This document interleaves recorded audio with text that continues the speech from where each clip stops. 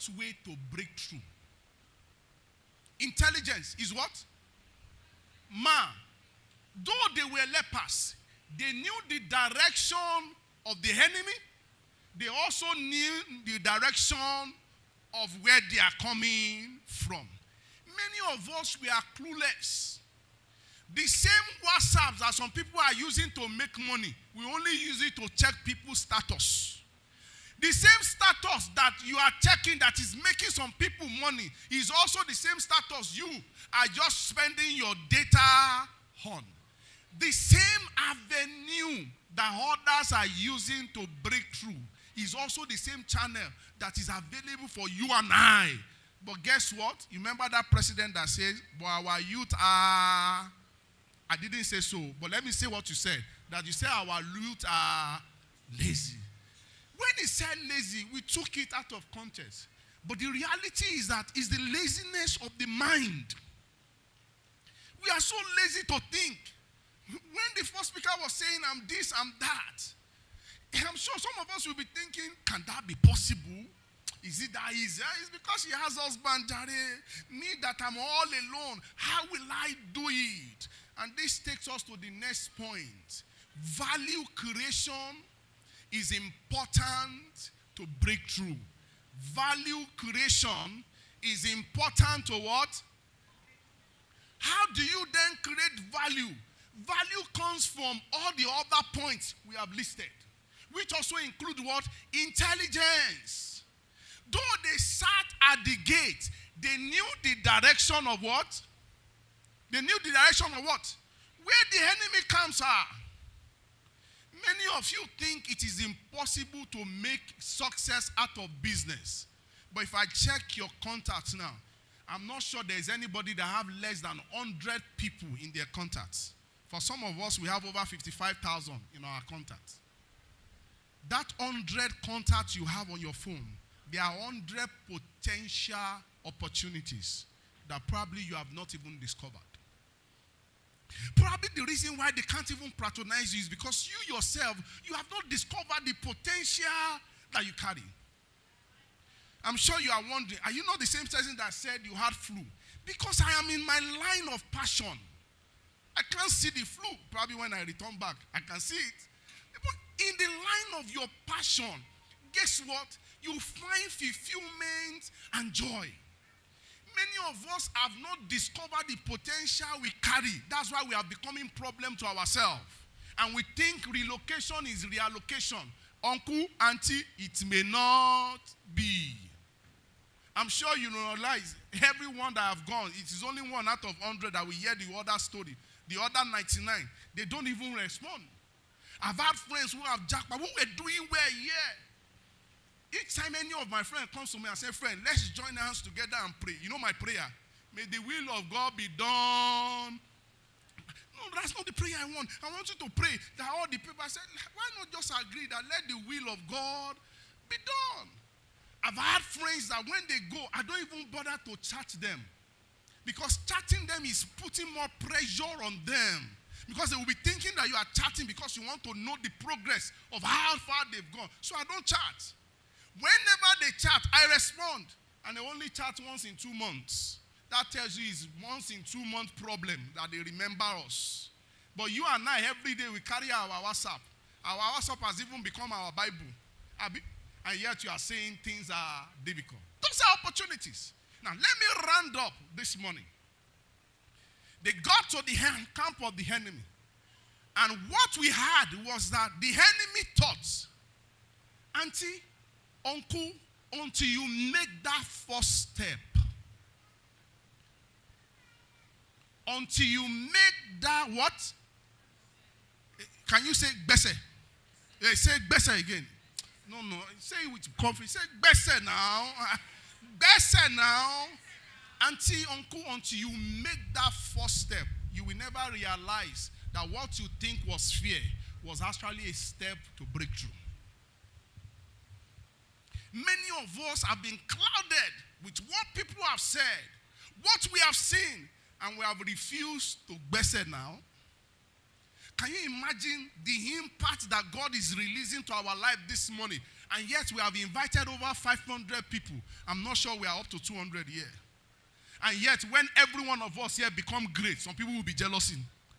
Why won't they jealous? Let them jealous forever. Because guess what? Every one of us here will be great.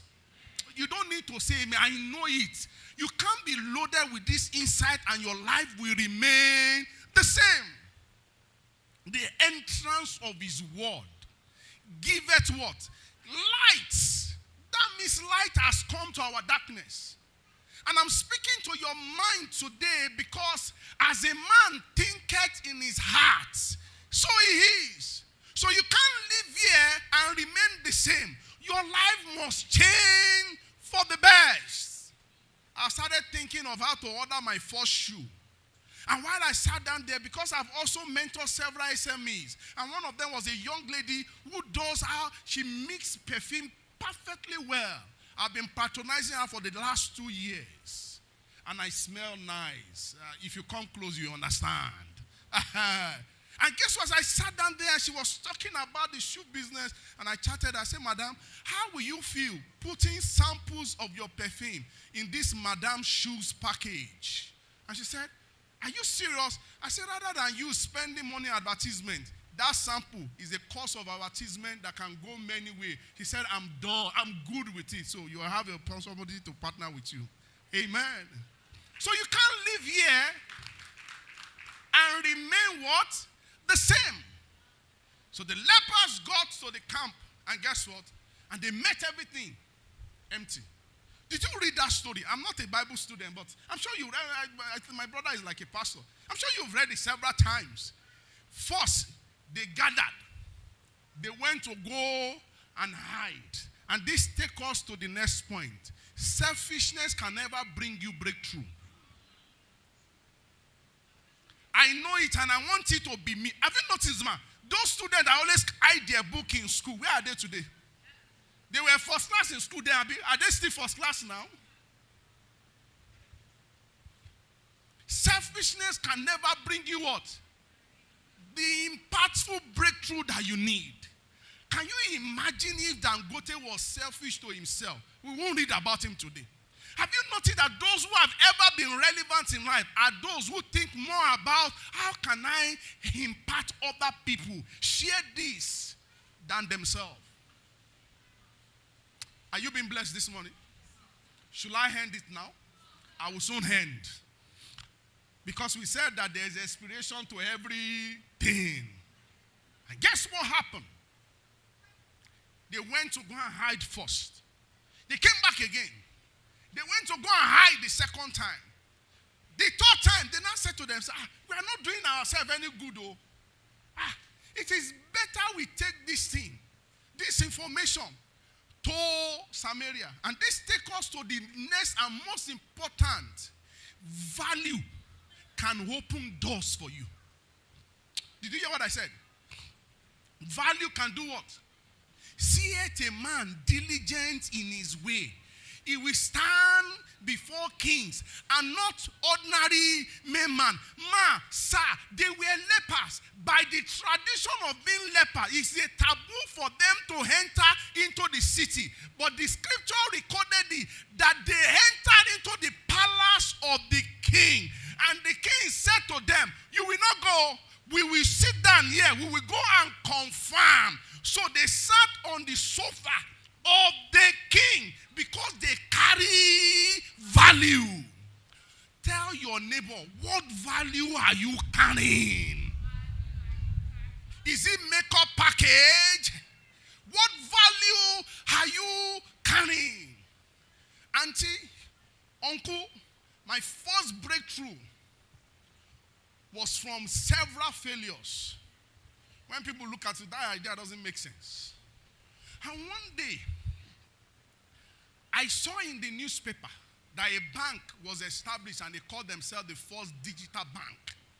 Their name at that time till now is called SunTrust.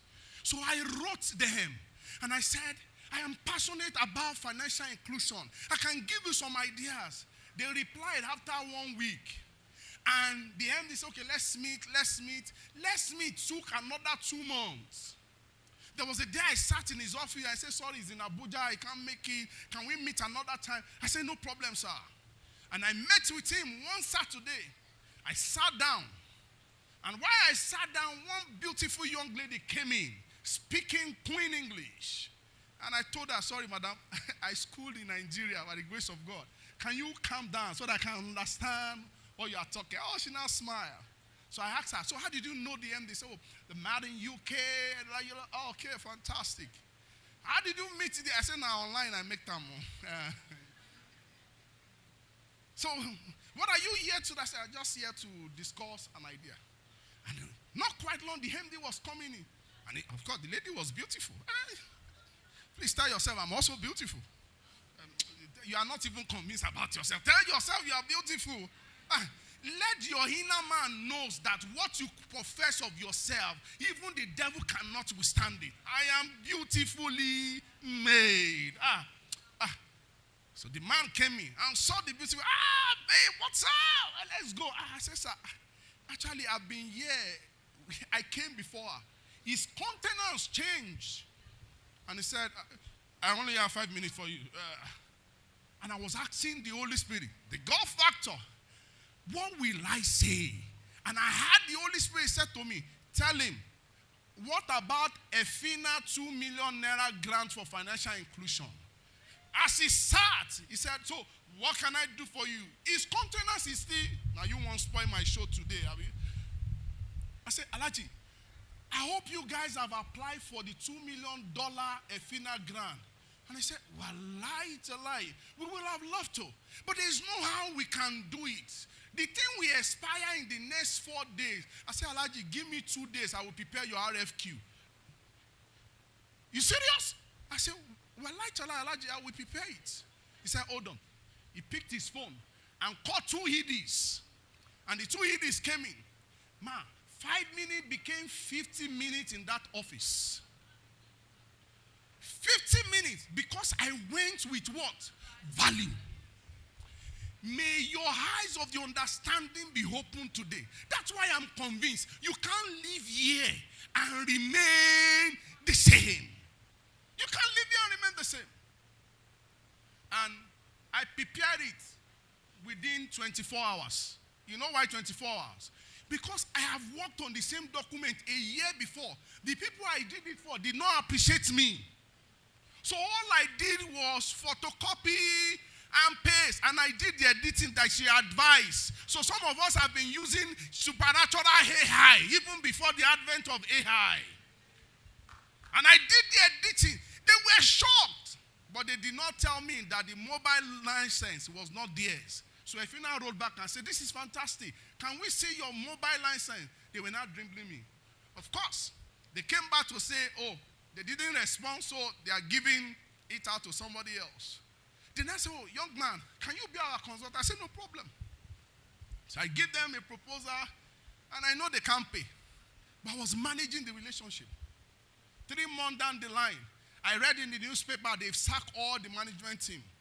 And one of the guys that was reaching out was an ED. So I reached out to him and I said, Alaji, I saw it in this. I said, don't worry, Jared, those guys, they don't know what they are doing. But I'm fine. I'm in Abuja now. I'm running FFDQ and I'm making money. I'm making 75 million in a month. I said, Alaji, that's good. That was very good. Congratulations. I said, Alaji, anytime you need my help, don't be afraid to reach out. I said, thank you, Shehu. 3 months after that call, I got a message from Alaji saying, Shehu, can you meet me in my office? So I replied, I said, Alaji, you are unfair. Poor Shehu like me at that time. You want me to fly to Abuja? Where will I get the ticket? I said, oh, sorry, Shehu. Actually, my office is now in Lagos. Apparently, his office is now in Lagos. From Abuja to Lagos. When I got to the office, it was the office of a new bank, another bank, that he was just been appointed as ED. He said, for the last 3 days I've been coming to this office. I have been thinking of what to do. I don't know. He said, but today, something said to me, you remember that young guy? Reach out to him. And I said, what do you want? He said, he need a turnaround for the bank. I said, Alaji, don't worry, I'll work on something. What I brought to him was what I was using for my previous organization that they did not value me. Let me tell you this point. In case they don't value you, doesn't mean that you are valueless. It is just that you are in the midst of the wrong people. The same package that they said, what are you talking about? What is this that you are doing? Was what I did for the entire bank. Since that day, Alaji was saying to me, so can we go for dinner? I said, Alaji, when we go for dinner, so after dinner, what next? Okay, can you come in and be the head of strategy? I said, Alaji, it won't be nice if you and I were in the same organization. They will know that it is this guy's brain we have always been using. Alaji will remain very grateful. And let me say this. Don't close your eyes to people. Yoruba has a saying that when you say because of bad people, you will close your eyes. You won't know when the good one. Some of us, we thought that the only good thing will only come from Christianity. Don't forget that both Christian and Muslim are all created by God. It is just ignorance for them that they've not allocated and see the light. But very soon, they will see the light through you and I. And Alaji was doing well with the bank. Before Alaji came on board, when you issue a check in that bank, it will take 5 days before it will clear. But when Alaji came on board, if you do online now, it goes. The bank is one green bank like that. And I won't mention the name of the bank. But something then happened. Idea came to mind that I can build a community application. And I thought that it would be nice if I do that for Redeem. But I needed to have access to Daddy Gio. And I know that the only person that is close to Daddy Gio is the MD of this bank. And she's a woman. So I called Alaji. Alaji, I have this idea, community application, all enclosed, that I thought it is insult that we Redeem members will be coming to Twitter to hear what Daddy Gio said. Why can't we have an own dedicated application for Redeem members? He said, Sheil, this is fantastic. He said, what do you need? I said, actually, I need access to Daddy Gio and I want Madam Tommy to help me. He said, hold on, Tommy is beside me. I've called her name. So he gave the phone to the MD. The MD said, oh, I heard that you are a fantastic man. Can you come to my office? So I went with another colleague of mine. And 45 minutes in our office, she stood up more than 10 times. And guess what she was saying? How come we never thought about this idea? The bank gave me over 260 million for it. Not as loan, as project partnership funding. Meaning I'm not indebted to the bank. Auntie, I was in my office when the MD come here and say, are you in camp? I said, no, sir, you have to be in camp now because I'm taking you to Daddy Gio's office. That was when I realized that when you carry value, doors will open. Now only t-shirt I wear and jeans. And I entered Daddy Gio's office and I saw all the governors coming to shake hands. How are you, sir? Because they are wondering, who is this very simple young man sitting down on this exalted chair? Now some people they stand up. How are you, sir? Yeah, my name is Sheil. My name is Sheil.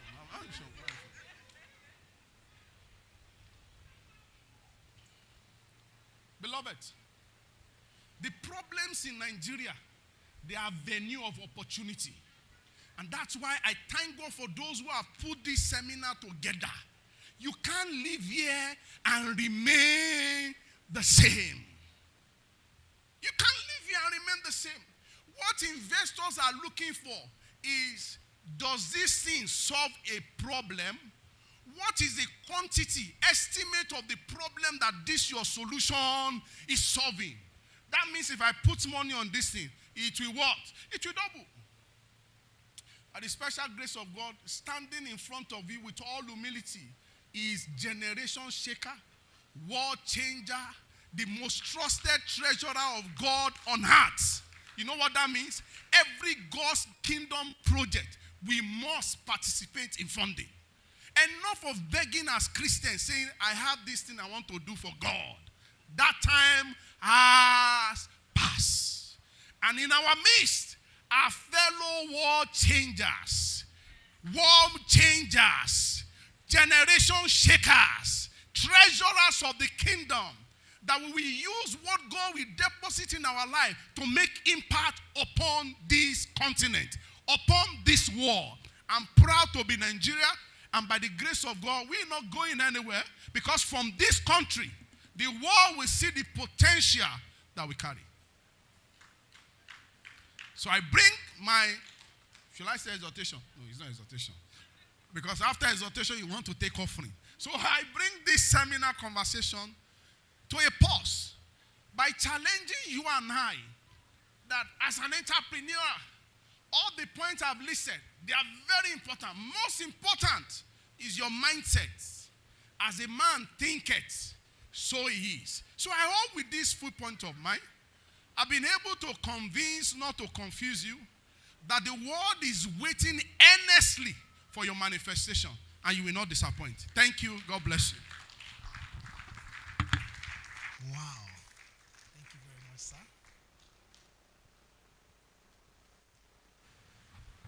Wow. Wow. Some more notes, right?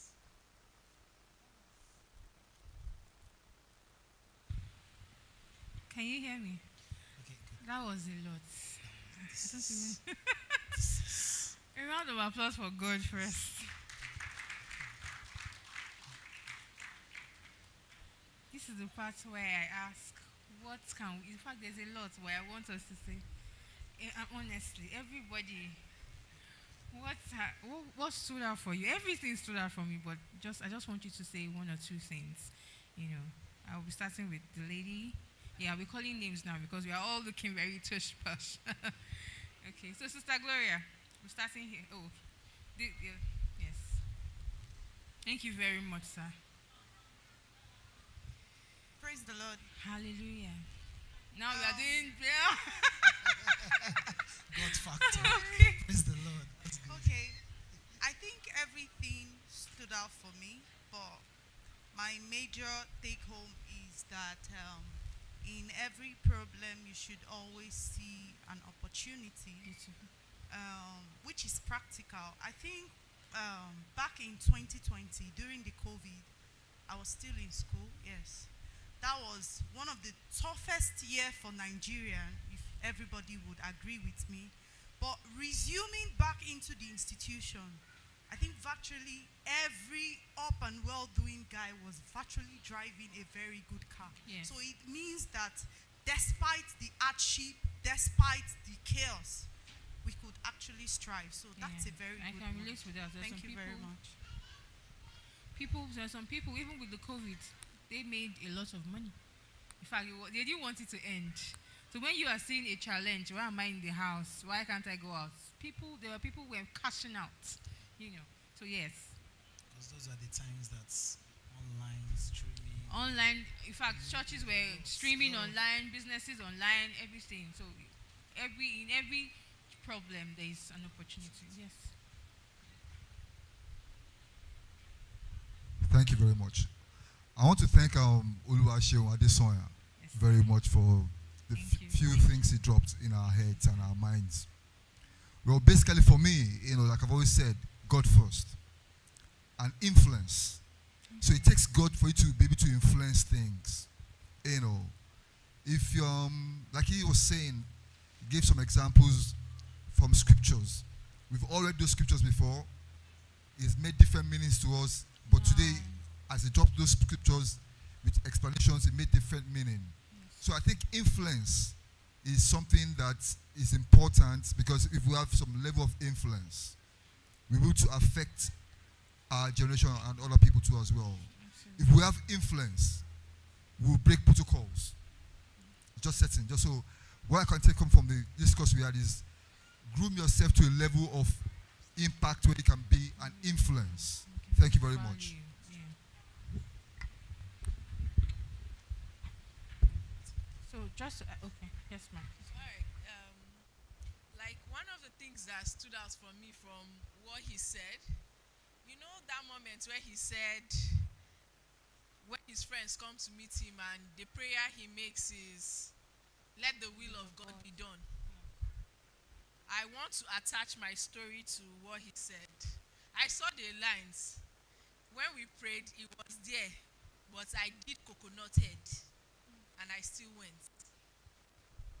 That prayer showed that it wasn't time, but I still went on and went. So if you have friends, if you have people that pray with you when you have a project, value it. Value it. And remember, one of the things he said again is, all these opportunities didn't come to him because he was lazy. He puts in the work. So regardless of us putting the God factor and everything, put in the work. So thank you. Profound. And one of the things that also stood out for me is the fact that he did not relent. If you hear the story, there had been no's, but at the right time, the yes came through. So he did not relent.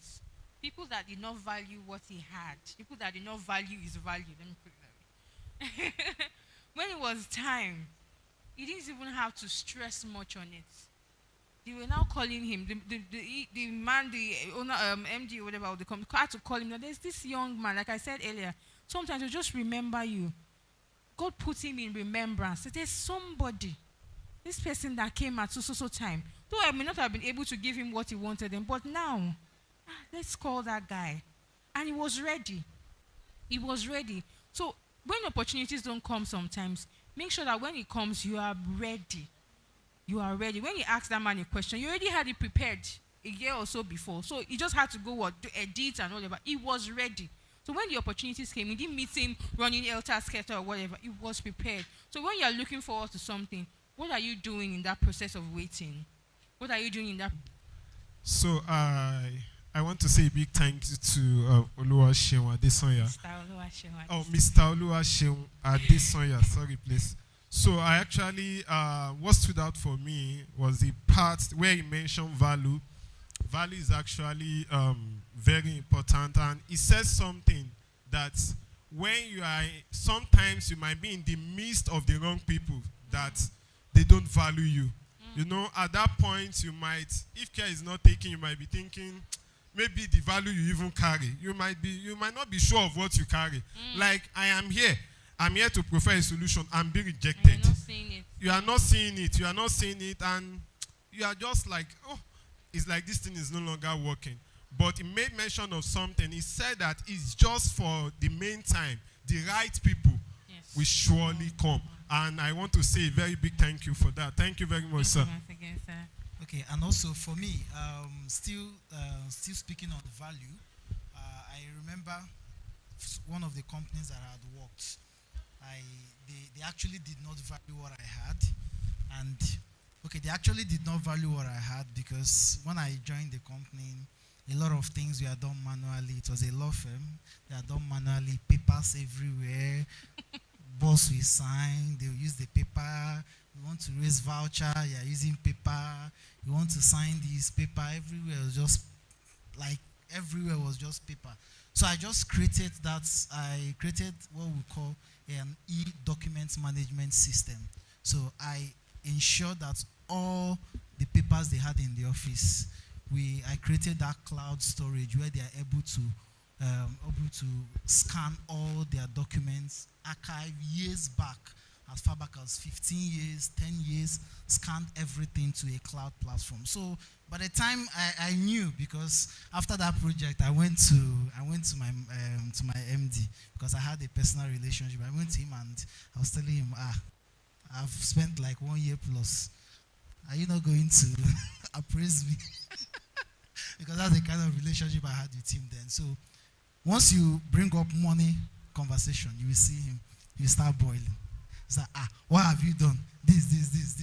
But at the end of the day, I knew that my stay here is just temporal, right? I kept doing what I do because I love what I do. By the time I was about to resign, when I dropped my resignation, he called me to his office. He told me, what is it? Is it money? How much do you want? That was just when he was there. I told him, I'm leaving. Because when you had me, you didn't value me. Now I want to resign. You now remembered that I'm of high value. So I had to leave, and here I am.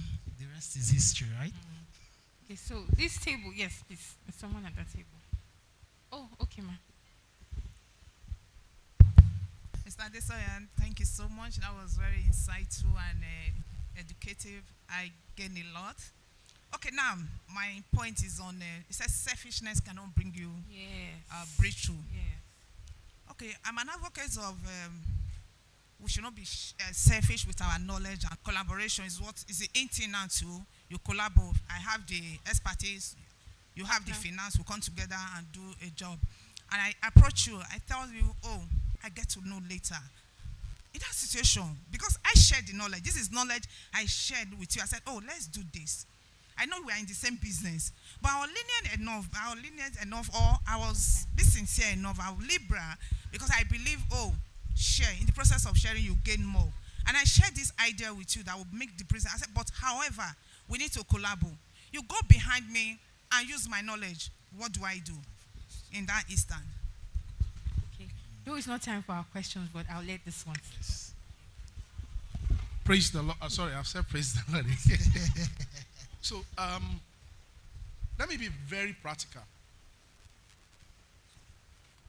The starting point in collaboration is value system. Does this person I want to collaborate with, does he have the same value system that I do? Now, you know the saddest thing? Believers are actually the worst. I'm being honest. They're actually the worst. But I always take my example from when Joseph went before Pharaoh, interpreted the dream, and guess what he said? Did you know what he said? He said, find a man that will implement this strategy. I call it J strategy.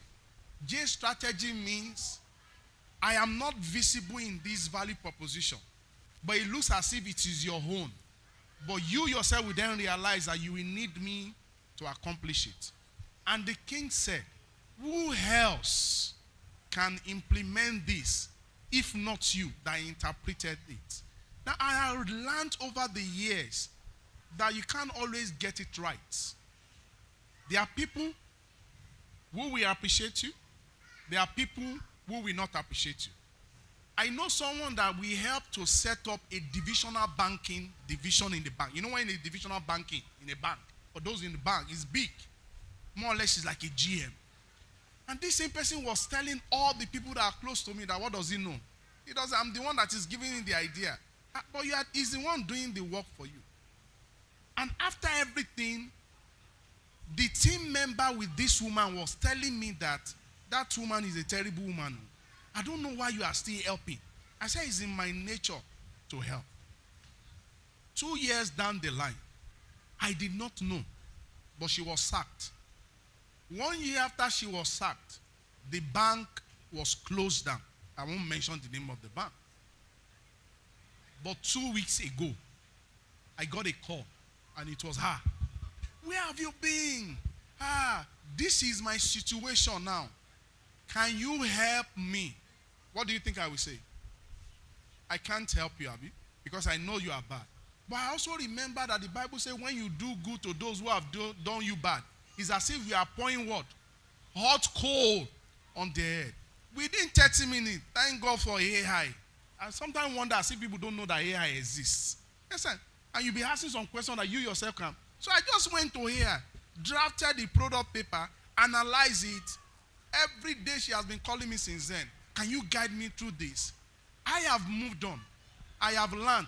But guilty conscience is the best judge in the world. He's still tormenting her. So in some cases, you will have it right. In some cases, like it has happened now, I've chatted with a woman making perfume, and I've said, ma, I have a partner with you. She is not here. But guess what? I am here to facilitate opportunity. But let me say this to you. Heaven knows how to reward people. So keep doing good. A time will come, heaven will raise people that will reward you. That's all I can say. Heaven knows how to reward people. Thank you very much, sir. Okay. Okay, there's someone at the back. Praise God. Okay. Let me, yes, I'm a follower of Mr. Adesonya, so I have to say praise God too. Wow. Yes. Okay. Yes, so one very profound thing he mentioned was that you need to learn to manage relationships, even in situations where they are not paying you what you think you deserve. It's very profound. When he said manage, like to me, that was is a very wise, saying, to express, what he mentioned. Very wise. I remember when I was working, when I just gave birth to my first baby, I started working somewhere and I knew that, okay, these people can't pay me, but I didn't just want to stay at home. So I'm like, whatever they pay me, no problem. So he made me realize I managed the relationship. And in managing the relationship with them, I got to know my value. They were not paying me well, but I got to know, we got involved with some people in Gambia. And those people were always commending me, even though they were not paying me so much. I used to take my baby to work, and I was always being commended at every meeting. So it made me understand my value. It also made me exercise my value, which made my value increase. And from there, I was able to now bet my own company. It's from that place I got that confidence. I'm like, and normally, I used to tell myself before that the thing I have confidence most in, if they call me out to speak or anything about God, I'm confident. But when it comes to my line of my career, line of work, I was still a bit shy. But from there, I knew that there's something about you, and you need to, upgrade, take it up.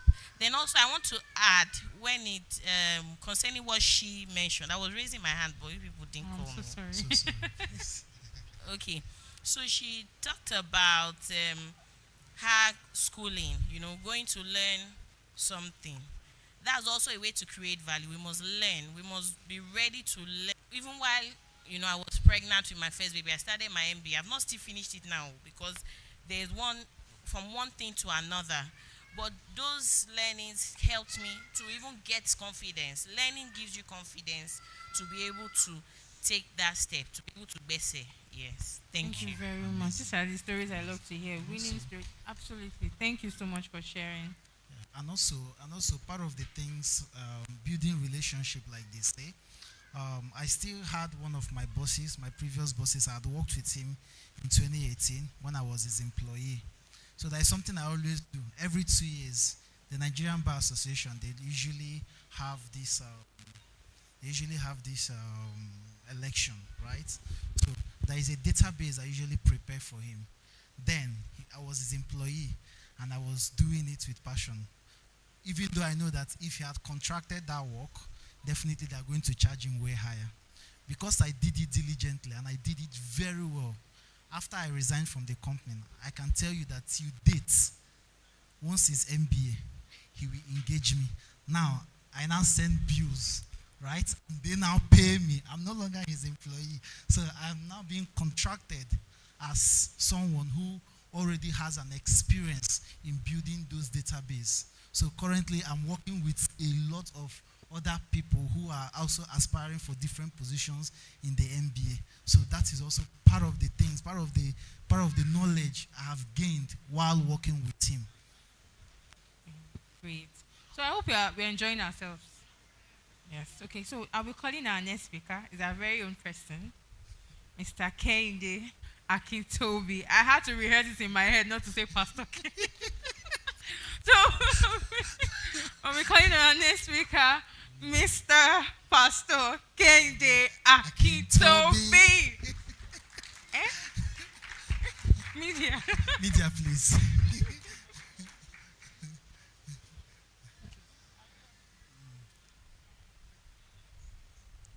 Is the Senior Talent Acquisition and Identification Manager at Nigerian Bottling Company. He has over 16 years with creators such as Nestle, Coca-Cola, Fonterra, PZ Cousins, Friesland, Campina, Siemens, First Bank Group, AXA Mansard, and many others. He is passionate about matters related to career, entrepreneurship, leadership, self-development, and national reorientation. His mission is to make individuals, organizations, and nations perform better. He is a writer and has contributed articles to Guardian and Business Day newspapers, as well as Bella Niger and Jobberman. He has authored 3 books titled Choosing a Career, Doing What You Really Love, and Career Lessons from Joseph. He has spoken to thousands of youths, working professionals, and business leaders, and believes people hold the potential to drive new possibilities at home, at work, in the society, economy, and the nation. Solomon's Porch, with a standing ovation, please make welcome Mr. Kehinde Akintobi. So we're in church, you can say, praise the Lord. I'm sure you can do better than that. Praise the name of the Lord. Jam your hands together for the King of Kings, to the Lord of Lords. Jam your hands together. Consider the oxygen that you are getting free of charge. And jam your hands together. Praise the name of the Lord. Please have your seats. Been a wonderful, interesting, and impactful time that we've had. And the best you can do about it is to make use of what we have had so far. No matter how excited, motivated, inspired you are, it amounts to nothing if we don't do anything with what we've gotten. And what will make a difference from this seminar, from this workshop, is what we do with what we have had. 45 minutes is the time allotted. Usually can take up to 4 hours to do a practical CV writing or LinkedIn optimization class. So we'll walk around and see what we can do within the time, and then maybe lay some foundation for some work that we can do. A few things will be helpful. When people usually discuss about career in the Christian community, they usually have, they meet at a junction, and the junction is that, should we speak from a secular point of view, or should we speak from a godly or biblical point of view? And then the best approach is to be balanced, and then speak, because the Bible says that Jesus is both the wisdom of God and the power of God. Some of us are very wise, but some of us are also not powerful. You may have a wonderful CV, but you may not get a job. You may have a wonderful LinkedIn profile, you may not get a job. Some years ago, Dangote Group, it was written that some people had a PhD and they were applying for a driver position. So it's good to balance both, and then we'll be able to take it from there. We'll need to look at a LinkedIn profile. It's good to use yourself as an example. When they come back, some of the speakers are a bit familiar, and it's a small world we are living in. Years ago, I remember I was doing some work with Human Capital Partners, and I ran into Mr. Adesanya. At the time, it was at Insert Switch. Rather, it was at System Specs, and then the world is a small place. But there are a few principles that we can guide you whilst we look at LinkedIn when we have good internet, and look at a sample profile that we can use to guide our discussions. In terms of, it's called a marketplace. Am I communicating? It's called a marketplace. When you are, and in a marketplace is a place where you buy and sell. Am I communicating?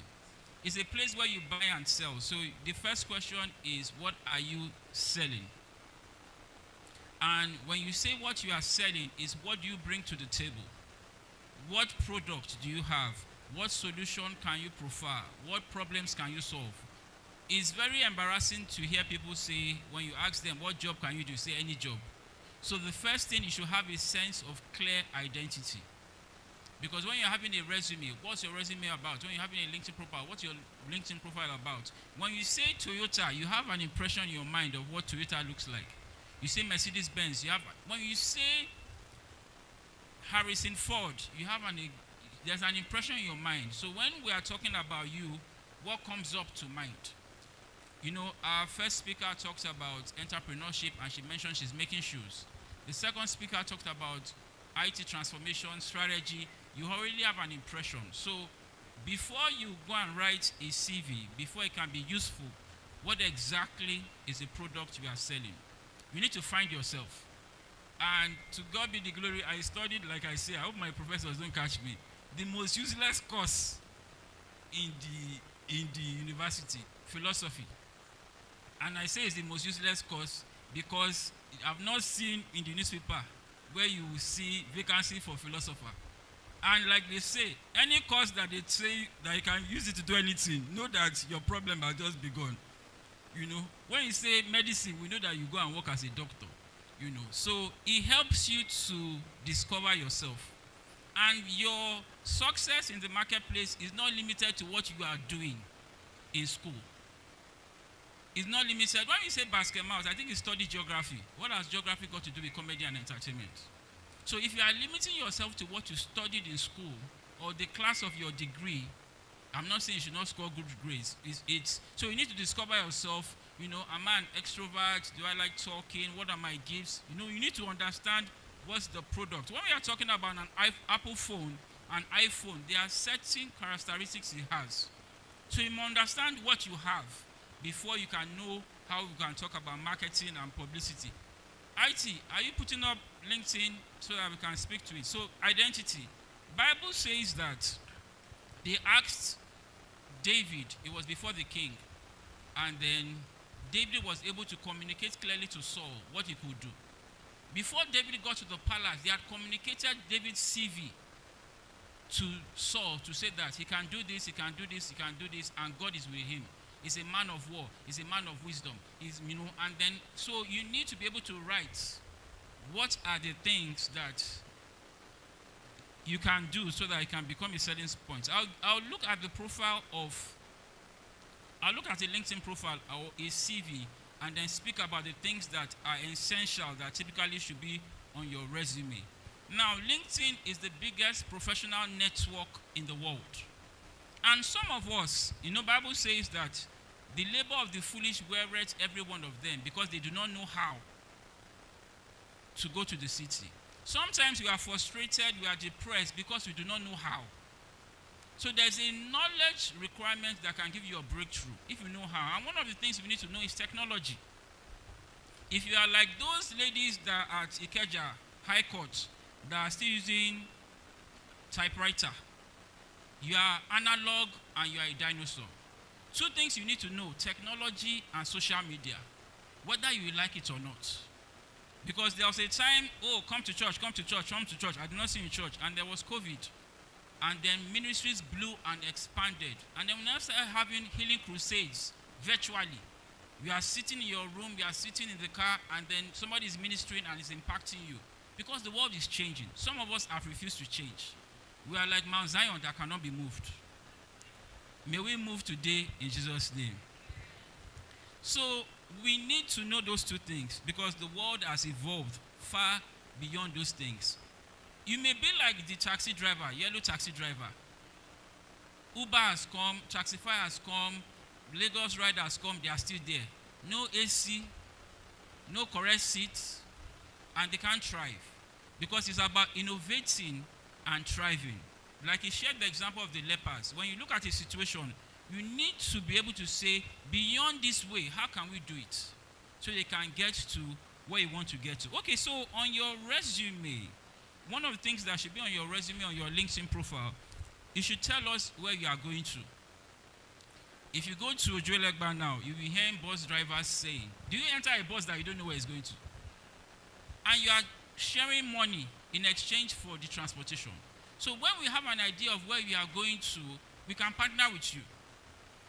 When you are in a place like this and you introduce yourself, like somebody said, I'm an aspiring or I'm a doctor in waiting, we already know that this is the journey you are going to. That means that if we see books about medicine, we can give you. We can support you because we already know your direction. Why it is important to have your clear direction on your resume, on your LinkedIn profile, is that sometimes your academic history does not tell me where you are going. You may be a medical doctor that doesn't want to practice medicine. But when we know exactly, intention is manifest by communication. And we are here, how many centuries ago was the Bible written? But the integrity of the Bible is written in words. So if we need to know where you are going to, we need to see it written down. Your resume speaks for you when you are not there. Your LinkedIn profile is speaking whilst you are sleeping. So put what you want us to see so that we can relate with you the way you want us to relate with you. So your career objectives is very important. Now the LinkedIn profile, your resume is an official document. We shouldn't be seeing funkygirl.com, chelseaforever@yahoo.com. And sometimes we hinder ourselves, like I usually joke, women used to change their looks. So sometimes, thank God that angels are spiritual, or else your blessing would have gone to another person. Because the angel will call, God, don't be this picture I see for DP. So some of us, we make it difficult for them to contact us for a job. You are having email _hyphen dot slash kendeakintobi@gmail.com, mosunlayode@yahoo.com. It's free of charge to open an email. Not like those days you used to go to the cyber cafe and you pay 200 naira or something. Open a professional email that will make it easy. Have a phone that is working. Because I've seen people that have lost jobs because we called the mother. We called the mother and she was saying Yahoo, Yahoo. There was one lady who wanted to give a job and she was abusing all of us that we are all Yahoo, Yahoo. That how do we get our email? How do we get this? So we are explaining. She didn't understand. So your contact, your email address, your phone number, a function, and be polite. Not that somebody will call you say, who is this? Like, we are calling you. Is it fight? And a lot of us, sometimes we chase people away. May God help us in Jesus' name. Now, how will you describe yourself? Now, this English, I'm motivated by this one, I'm motivated, is a big lie. That's how somebody says he's motivated by challenges. When he saw challenges, he ran away. So, what describes you? Maybe you can have a sheet of paper and write 5 things that describes you that can be useful in the workplace. Are you a writer? Are you a speaker? Are you a thinker? What describes you? Are you an entrepreneur? Are you a project manager? You don't need to have studied it in school, but you have potential in that area. Anybody wants to volunteer? 5 things that describe you. If we look at the Bible and we look at the book, the life of our dear brother, I have a sense that this thing will not work today. So let me just be flowing. If we look at the Bible and we look at the description of David, there was a description that he had. Maybe that can guide some of us as we are talking about, how to describe ourselves. This is the description that he had about David. 1 Samuel chapter 16 verse 18. Then answered one of the servants and said, Behold, I have seen a son of Jesse the Bethlehemite, that is cunning in playing, a mighty valiant man, a man of war, prudent in matters, a comely person, and the Lord is with him. 6 descriptions that he had. He had extra. The extra thing that he had was that God was with him. So what are 5 things? Even if you don't have 5, you can mention 1. Quickly, let's know that we are communicating. What are things that describe you that are useful in the workplace? Are you a thinker? Are you a project manager? Are you a communications person? Are you a strategist? What? Because we are trying to create a product that you can sell. Said advocate, youth advocate. So let me be going on. If you don't speak, I'll call you. Like some of you are looking at your phone so that you don't want me to talk to you. This table, who is volunteering? Describe yourself with 1 word. You are Googling how to describe yourself. Or is AI you want to ask? Go ahead, I will repeat it. Collaborating, my friend. Collaborator. Okay, 1 word. Describe yourself. Some people are looking at imaginary angel. I've come to you. Even you, it's you I will call. How do you describe yourself with 1 word? Problem solver. Okay, say problem solver. Attention to details. Strategist. I feel like asking you a question. You are a collaborative strategist. 1 word. Communicator. So find 5 things that describe you. If I ask myself, okay, please go ahead.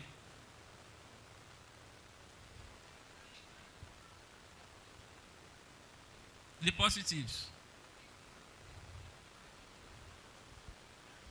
I know from the selling point, you know that if you are buying Mercedes Benz, they will not tell you that the first thing, Mercedes Benz is very good for you. It consumes a lot of petrol. When you buy Mercedes Benz, you need to have 200,000 naira worth of petrol. That's not the first thing they will tell you.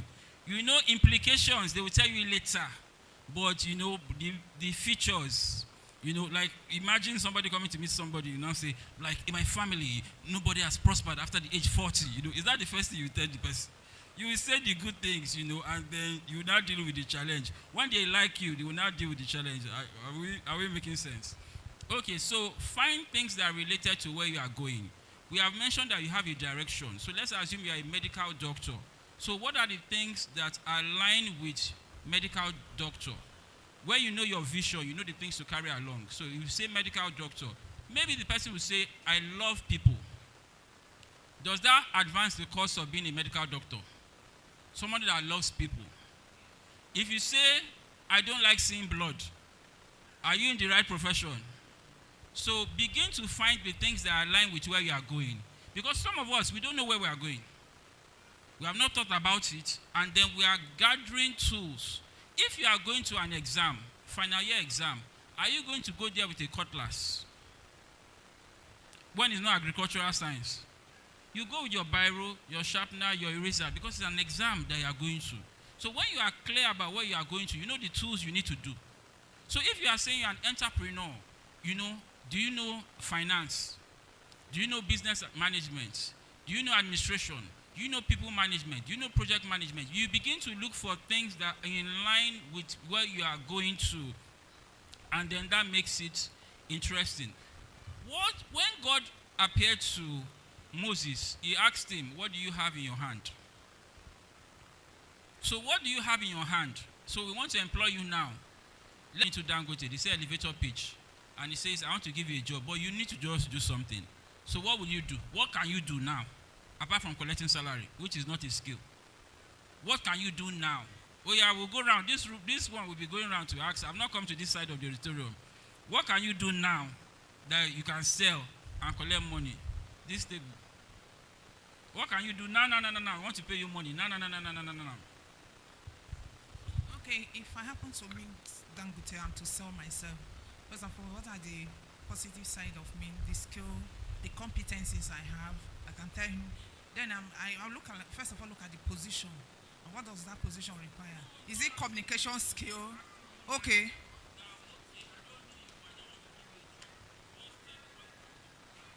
Okay, the skill I have, I can tell him I have communication skill, interpersonal relationship skill.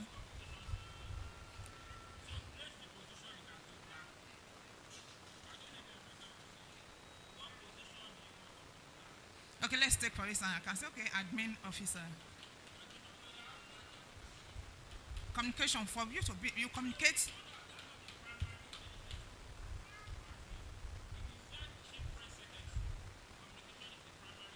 As an admin person, you need to be able to communicate because you are going to be dealing with people every day. You need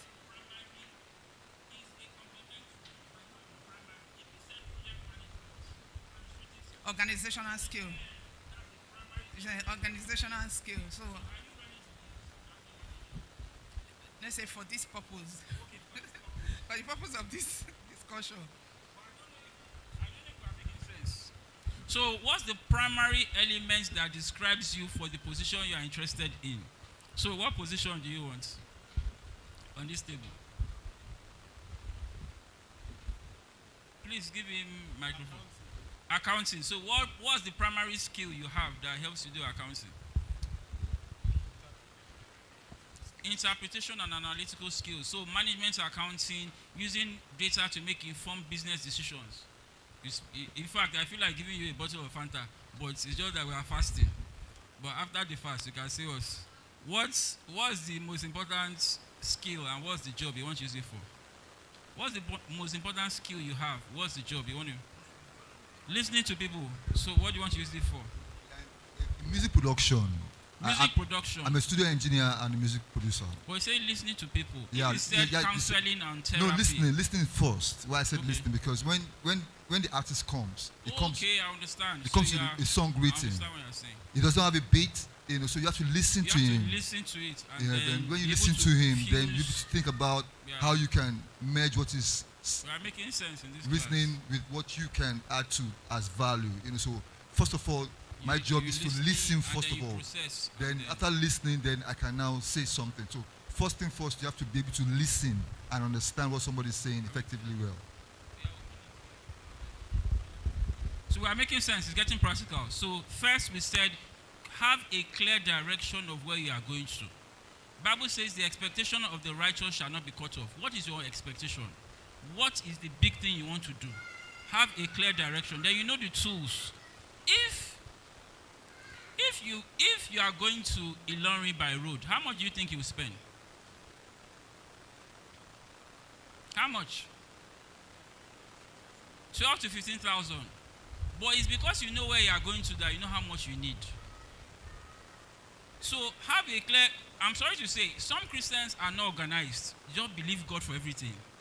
And you don't create the structure and the system for God to bless you. So you have created an objective. You now know exactly what you need. And then we know, like you are running a program and then you say we should donate. We don't have a budget. We don't know the objective of the program. You just say we should donate. Like some people, they will come and beg you. You say, why are you begging? You don't have hands, you don't have leg. But when maybe, I need this need of 100,000, I've raised 70,000, then it's easier to get the support. I pray God will help us in Jesus' name. Like my prophecy is coming to pass.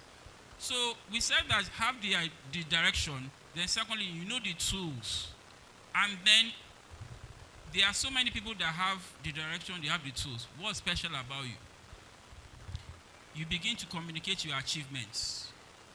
Because when David was before King Saul, he communicated his achievements. A lot of us have potential, you have not turned to product yet. Because you are not easy to do anything. Everybody can run. If you hear boa now, you will know the people that are spiritual or not. Even the people that look as if they are gisting or asleep. If you hear boa now, you will know that you have acrobatic skills. But it's not everybody that can run like Usain Bolt. So when we mention runners, we'll carry his name first. So don't just, if you want to stand out, you have to do something that is already standing you out. Everybody can sing. Let's give you a microphone now. Some people are singing and people are getting healed. So there are levels, how you distinguish yourself. Before you go to the marketplace, there's a secret place. And I'm not talking about prayer or being religious. There are some things that you are doing that is standing you out from the crowd. There are some people, if they work on Excel for you, they can use Excel to draw. There are some people that in their family, nobody goes outside to call event planner because they just give them. So what can you do easily that records success? There are some people, if you give them a microphone to encourage people to take offering, people will clear their bank accounts. But there are some people, everything they say, may God will bless you. But there are some people, why are you people believing God for this? You just go to your app, and drop your offering. So what can you do? You know that there is competition in the marketplace. You are not the only one. So why must we choose you? Am I communicating? Let's look at the life of Saul. Because sometimes we read Bible, we just read it very literally. Saul had a major crisis. There was a terrorist called Goliath. And the terrorist said, let's make a transaction. Let's stop wasting money to fight battle. Bring one man, me I will come. If anybody wins, we conquer the country. And David went before Saul, and Saul allowed David to, a young boy, a shepherd boy. He was not a warrior. What did David say before Saul that convinced Saul to allow him take that risk? Is he mad? I don't know if you understand what I'm saying. Because even if he's selfish, if David loses that battle himself, he is the first person they will kill. So it must have been very convincing. Maybe even showed him the scars. When I fought to the lion, see the scars. Call this person who was there. When I killed the bear, this was what happened. And he had history, he had evidence. Stop writing your job description on your CV, because the person that they sacked and they will still sack has job description. When you are on that job, what did you do? That's the question. On this job, and two things I dislike. When you speak, you must speak with numbers. Jesus was in the grave for how many days? 3 days. So you know. Because there are some of us, they will ask you a question. God forgive me. You may say that it's a funny joke, but I was reading the Bible. Acts chapter 5, Bible says before Acts chapter 5, Peter gave a speech after the people were baptized in the Spirit. He gave a speech and thousands were added to the kingdom. Later on, after they healed the man at the beautiful gate, he gave a speech. People were added to the kingdom. Acts chapter 5, they met Stephen. And they asked Stephen, this accusation we've heard about you, is it true? Go and read Acts chapter 6. Stephen was talking from here, from Jacob to Joseph to this one. At the end of the day, they stoned Stephen. Some of us, tell me about yourself. I come from a family of 27. I'm the number 24. My mother is from Kwara State. My daddy is from Ogun State. I like talk. We have to read your CV like 17 times before we understand. Praise the name of the Lord. So my dear brethren have helped me to do one small.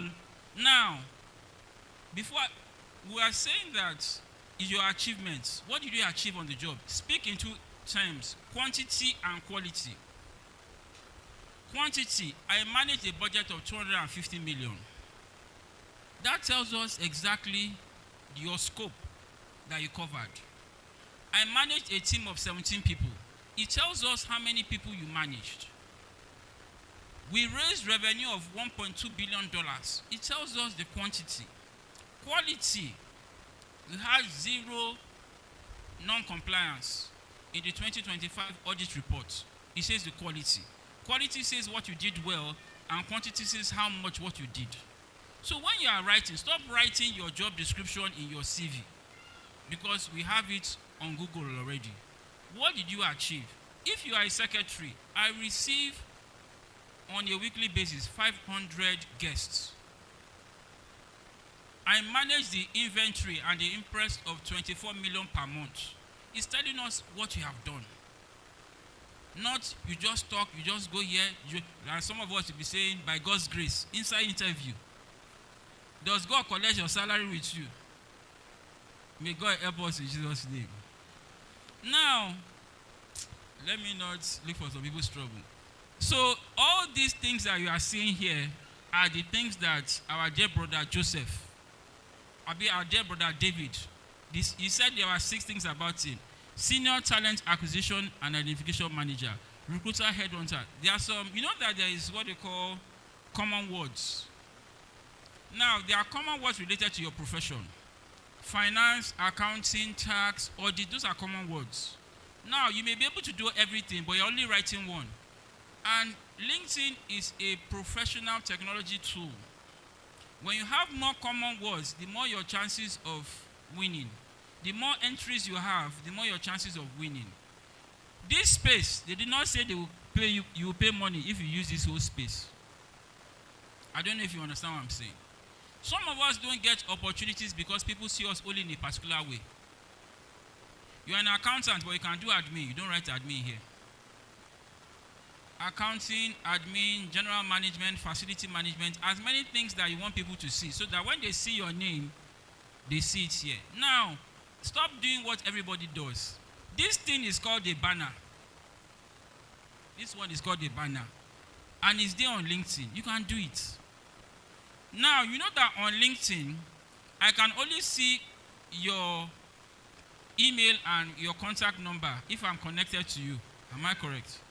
Unless you are using a professional recruiter account where you can see everybody. Why don't you make it easy for people to contact you by putting your email address in your banner? I don't know if I'm communicating. Ordinary 10,000 or 5,000, you can get a graphic artist to do this and you upload it.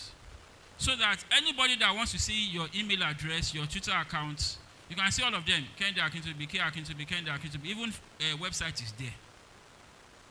So make it easy for people to contact you. And there are so many free resources. A free resource is WhatsApp Business. It's free of charge.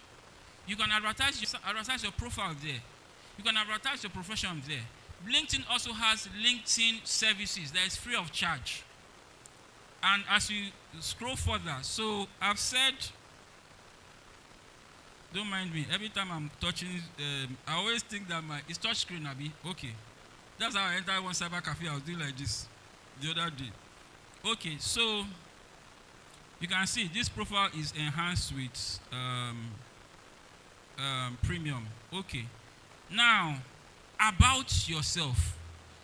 What are 3 things that will make somebody interested in you? What do you have to offer? How long have you been doing it? And what results you have to show? What are your skills? What are your results? And what's the length of your experience? When you are looking at a job description, it's asking for your skills, it's asking for your results, it's asking for your length of experience. If you want to be a professor, you cannot be a professor with 1 year's experience. You just go and look for graduate training. And stop disturbing the life of recruiters by applying in faith for a job you are not qualified for. Before they got into the palace in the book of Daniel, they met the requirements. Before Jesus came, he met the requirements that Mary would be a virgin. So don't allow mediocrity to come in the marketplace. Okay, this LinkedIn service that I said that is free of charge. It gives you, I think, maybe 8 JPEGs of what you have done in the past. You can write it there and make it. And then when you're on LinkedIn, how do we know? The evidence of being alive is what? Is activity. If you are on LinkedIn, how do we know you're on LinkedIn? If you don't say anything, you don't post, you don't comment, how do we know you are alive if you don't speak? See now, if you go to, this is 32,000 followers, maybe about 33 connections, 8,000 subscribers. You need to make noise so that when they hear your name, like when I just checked our dear brother's profile, I said, I've been saying that this name is very familiar. So we don't know you. And if you are not on LinkedIn, we believe you do not exist. Let me tell you why. Those days, how many of us used to read Guardian newspaper? Which one do you used to read? Which one? Which day of the Tuesday and Thursday? The Lord is good.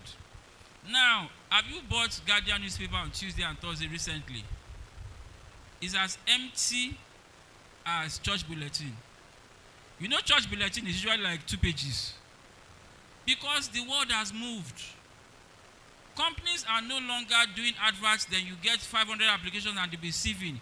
So your LinkedIn is your profile. Like next week now, I'm resuming another company. I did not do adverts. They just send me JD on LinkedIn. We are there. So a lot of companies don't have time. They just check. Okay, let me do something. Volunteer 1 role for us. Just volunteer 1 role that you like. Just any role. Youth engagement. Okay. I'm typing. I hope you are seeing my bank account. Youth engagement. Are you seeing youth engagement now? We are looking for people. Youth engagement.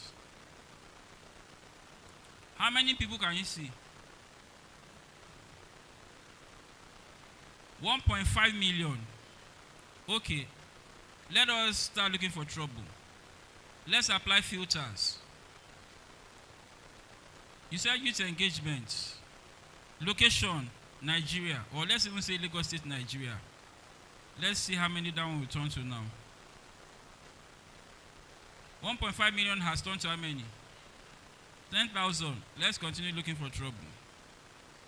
All filters. Let's see. Youth engagement. Let's see.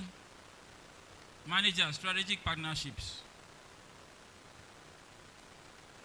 How many? 1 person.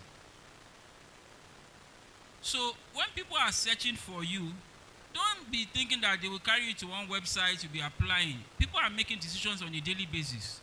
Only 1 person that is doing youth engagement has communicated strategic partnership experience. And if that's what we are looking for, we have hired somebody. Or at least somebody has qualified for an interview. So it is what you put in that will come out. That's why when you are looking at somebody's profile, he has written 500 things that he can do. So that the more entries, the more your chances of winning. It's not a witch at the village. Now you know put and there. You did not put, and some of us, beyond what is on our resume, we are so humble. Bible says, let your light so shine. Let your light so shine. So shining is a regular thing. We don't communicate. We don't tell people what we can do. We don't speak in meetings. You are here. I've already seen 7 people that will connect with during break time. So you need to speak. You know, for God to create the world, He first spoke. So you need to speak and communicate. And then, this is how people are taking decisions on LinkedIn now. So let me go back to where I'm coming from. To just look at your resume. Now, ladies and gentlemen, please, on LinkedIn, we are not hiring skeleton or ghosts. Do you have a picture that they call headshots? Some of us, you need to sack your photographer. Do you have this on LinkedIn? Or it's looking like you 15 years ago? That when you come for the interview, they say, sorry, no, sorry, you are not the one we are looking for. We're in the 21st century, you know. So let us just jump into some other things that, so that we can maximize time. Touch screen is touching. Let me remove touch screen.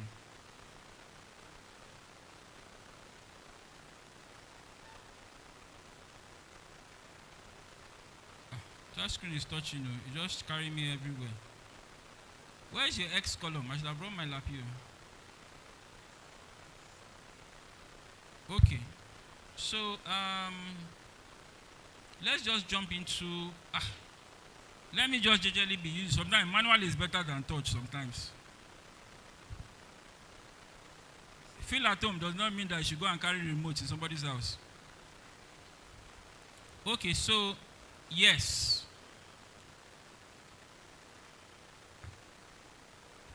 Your CV. Please, let us stop copying and pasting. What I mean copying and pasting, some of us just copy. That's how somebody went for interview. And they told him that, yeah, we see on your CV you have networking skills. He said, I'm not the one that wrote that one. No. He copied and pasted from somebody's. So, please, do something that is unique. Like some of us copy, even when you are copying, the right please turn over, you copy the please turn over. You just copy ChatGPT blindly, you just copy it. And even the date of the page, you copy it there. Customize it to yourself. It shows diligence. Now, why I'm saying that, some of us copy CVs, and I don't know where we get that learning from. And you say your CV should not be more than 1 page or 2 pages. Who told you? It's what you are doing now. My current CV now is 8 pages. But I've worked years. And it's not that you work 1 year and your CV is 8 pages. What are you doing? You know, so you have something to show. You must not compress what you have achieved because of space. LinkedIn luckily has space. Okay. What did you achieve on the job? It's better to look at CV sometimes than what is on LinkedIn. Because you know on LinkedIn, there are some things that you cannot say that are confidential. Do you understand? There are some things you may not say is about your business. Like, you know, the first speaker couldn't mention some company names because it's private. But your CV is better for your CV to be sent in PDF so that it doesn't scatter. You have PDF and save it in PDF. But let me just share some of the things you should put on your CV. One, you can tell us about your job scope. I report to the group managing director. I have responsibility for 10 people. It tells us about your capability, your capacity, how many things you are doing. Now, how do you know? Let us sit on the side of HR. If somebody is working in rent money, do you know rent money? You've heard about rent money. How many branches do they have? Do they have up to 20 in Nigeria? I don't think so. Then somebody is working in Zenith Bank. Who has a bigger scope? The same job is Zenith Bank. How do we know? It's because we know Zenith Bank. But when you don't write your scope, how do we differentiate you from the guy that is in rent money?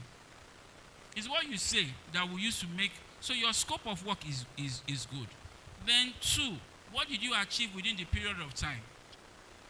What are your core responsibilities? Not saying that I'm a gate man, I open gates every day. No. For example, I'm in accounting and finance. I manage impress, treasury, asset and liabilities, profit and loss statement. We know the things that you are doing, so that it gives us an understanding whether you are the person we should be speaking to. And very important, achievements and results. Achievements and results. When you say that, oh, I've been a management consultant for 15 years, I've worked for Siemens, I worked for Nestle, because you know those names, it will ring a bell.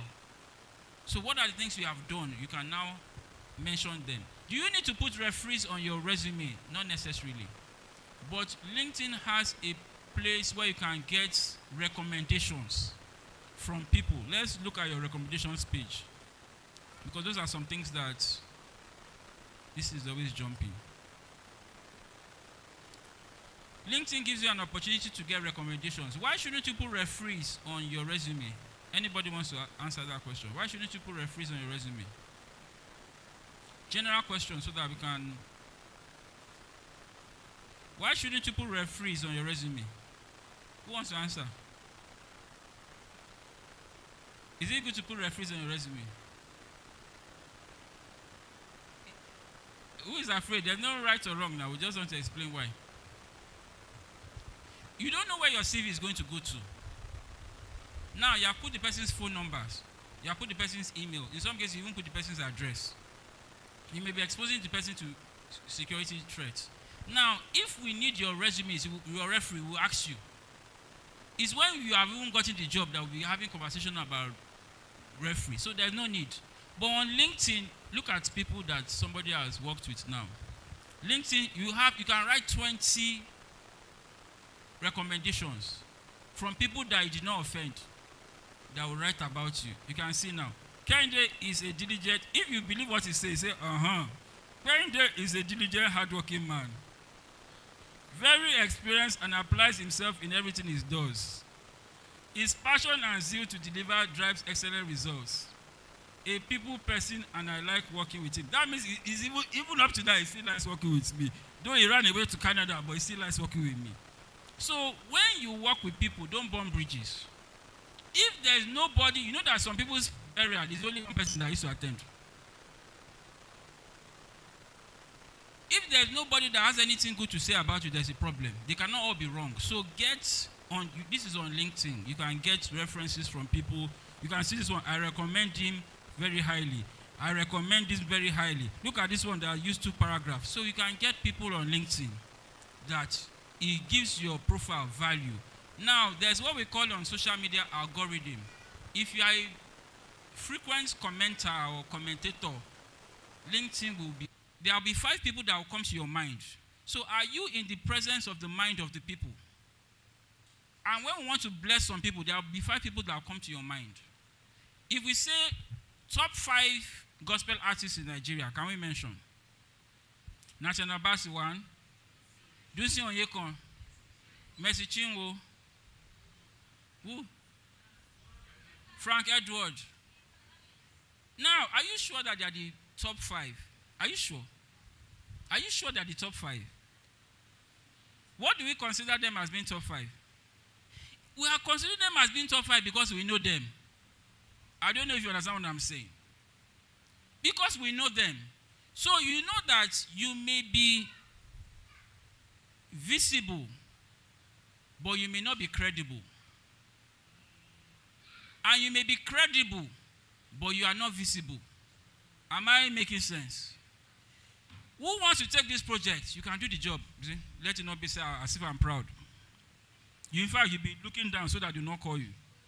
But there are some people, they cannot even do the work. It's Google that is their friend. It's you that they won't come and ask. They've done, stop, man, you know how people used to raise up their hand in primary school? Because they won't forget the answer.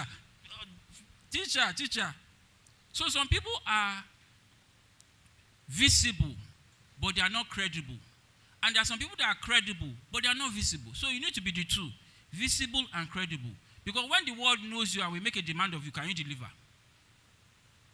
Not the one that, I have one guy that whenever they give him a job, he goes under the mango tree to be calling people for help. Hey, this thing that you just gave me, how did they do it now? The day that there's no network, what will happen? You know. So be visible and be credible. This is one of my former colleagues. You can see all the big grammar that I wrote here now. that shows us about himself. So, on your resume, what should you have on your resume? 1, you should have your career objective that shows us the direction of your career. Number 2, what are the things you need to achieve your career objective? What are your skills? What are your skills? Like somebody was saying, Microsoft Office skills is a normal thing. Now, if you don't have Microsoft Office skills, who prepared the CV for you? Is it Cyber Cafe? Unless you have other things like, there are specific, Corel Draw, Prince 2, project management. Don't tell us what we expect you to have. Have a phone number that is reachable. Have an email that is sensible. Not funkyboylovesgirls.yahoo.com. chelseaforever@gmail.com. Have an email so that it's easy for us to remember you and then send you something. Let us know what you bring to the table. What do you have? Oh, organizational ability. That means that you are able to do plenty of things. Analytical skills. That means you are able to analyze data like our gentleman that is in accounting. People management skills. Interpersonal skills. And then where possible, show examples. Because some of you will be quoting things that you don't have. Then what are your achievements? What did you achieve within the period you were there? So you are front desk officer. I managed an inventory of 10 million per month. I managed a guest list of 200. I coordinated the staff breakfast, lunch. I did this one. Other projects that you did, and then typically that will help you. Now, for the purpose of courtesy, a resume or a CV is accompanied by a cover letter.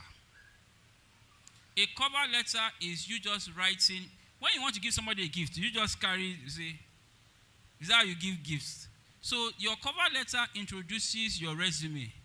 Please, in the name of God who died for us on the cross of Calvary, please stop forwarding applications. On Gmail, when you forward an application, we'll be seeing the line. Some of us will see 17 lines.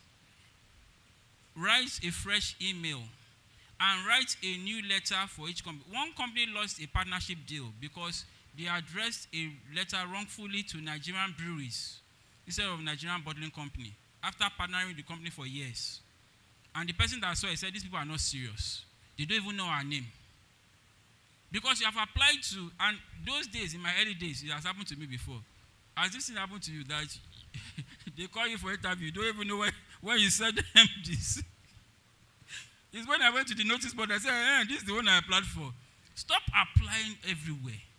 Know exactly what you want. When I watched the lion, Bible says the righteous are as bold as a lion. The lion targets a particular animal. You can't chase 2 rats and catch one. Just focus and say, this is what I want to do. So if you want to say, okay, I'm looking for a job in accounting, it's easier for you to get a job. Because don't always focus on something that is achievable, something that you can start with, then you can build up. Because some of us, you apply for receptionist, you apply for security, you apply for customer service, as in, you should have some clarity. Not just because I know you need to have a job for economic reasons, but you can't just do everything. Even the person that said, I can do all things, he did not do everything at the same time. It's face by face. Because when they wanted to fight war, he did not come. It's the one that God told him to do that he did. So don't just be... If God tells you, my son, your wife will be 1.7 meters. She'll be fair-skinned, and she'll be from the southeastern part of Nigeria. Please, brother, stand up. Let us look for your wife now that God has said. You see what I'm talking about, sir? Why are you dodging wife opportunity? Oh God, that's how they gave you opportunity. I give you your best man. You, stand up. Come here and find your bone of your bone. People from the southeast, what complexion are they most predominantly? You people don't want to talk. Like you have offended these people. They're not helping you to find wife. They are fair. So how many fair people can you see? Some of them are smiling already. That seems that is positive. So fair. How many fair people can you see here? Fair. Women. Women. Fair women can you see here? 3 women. Here. That's clarity. But if he receives the word, your wife is here, it's a more difficult task. But when it's clear, it's easy for him to find. Then maybe as you are moving, the Lord is speaking to you more and more. You know, that her favorite food would be, what is the favorite food from the East? How can you say Amala? You people are not Tush, man. From Southeast? Fufu? Huh.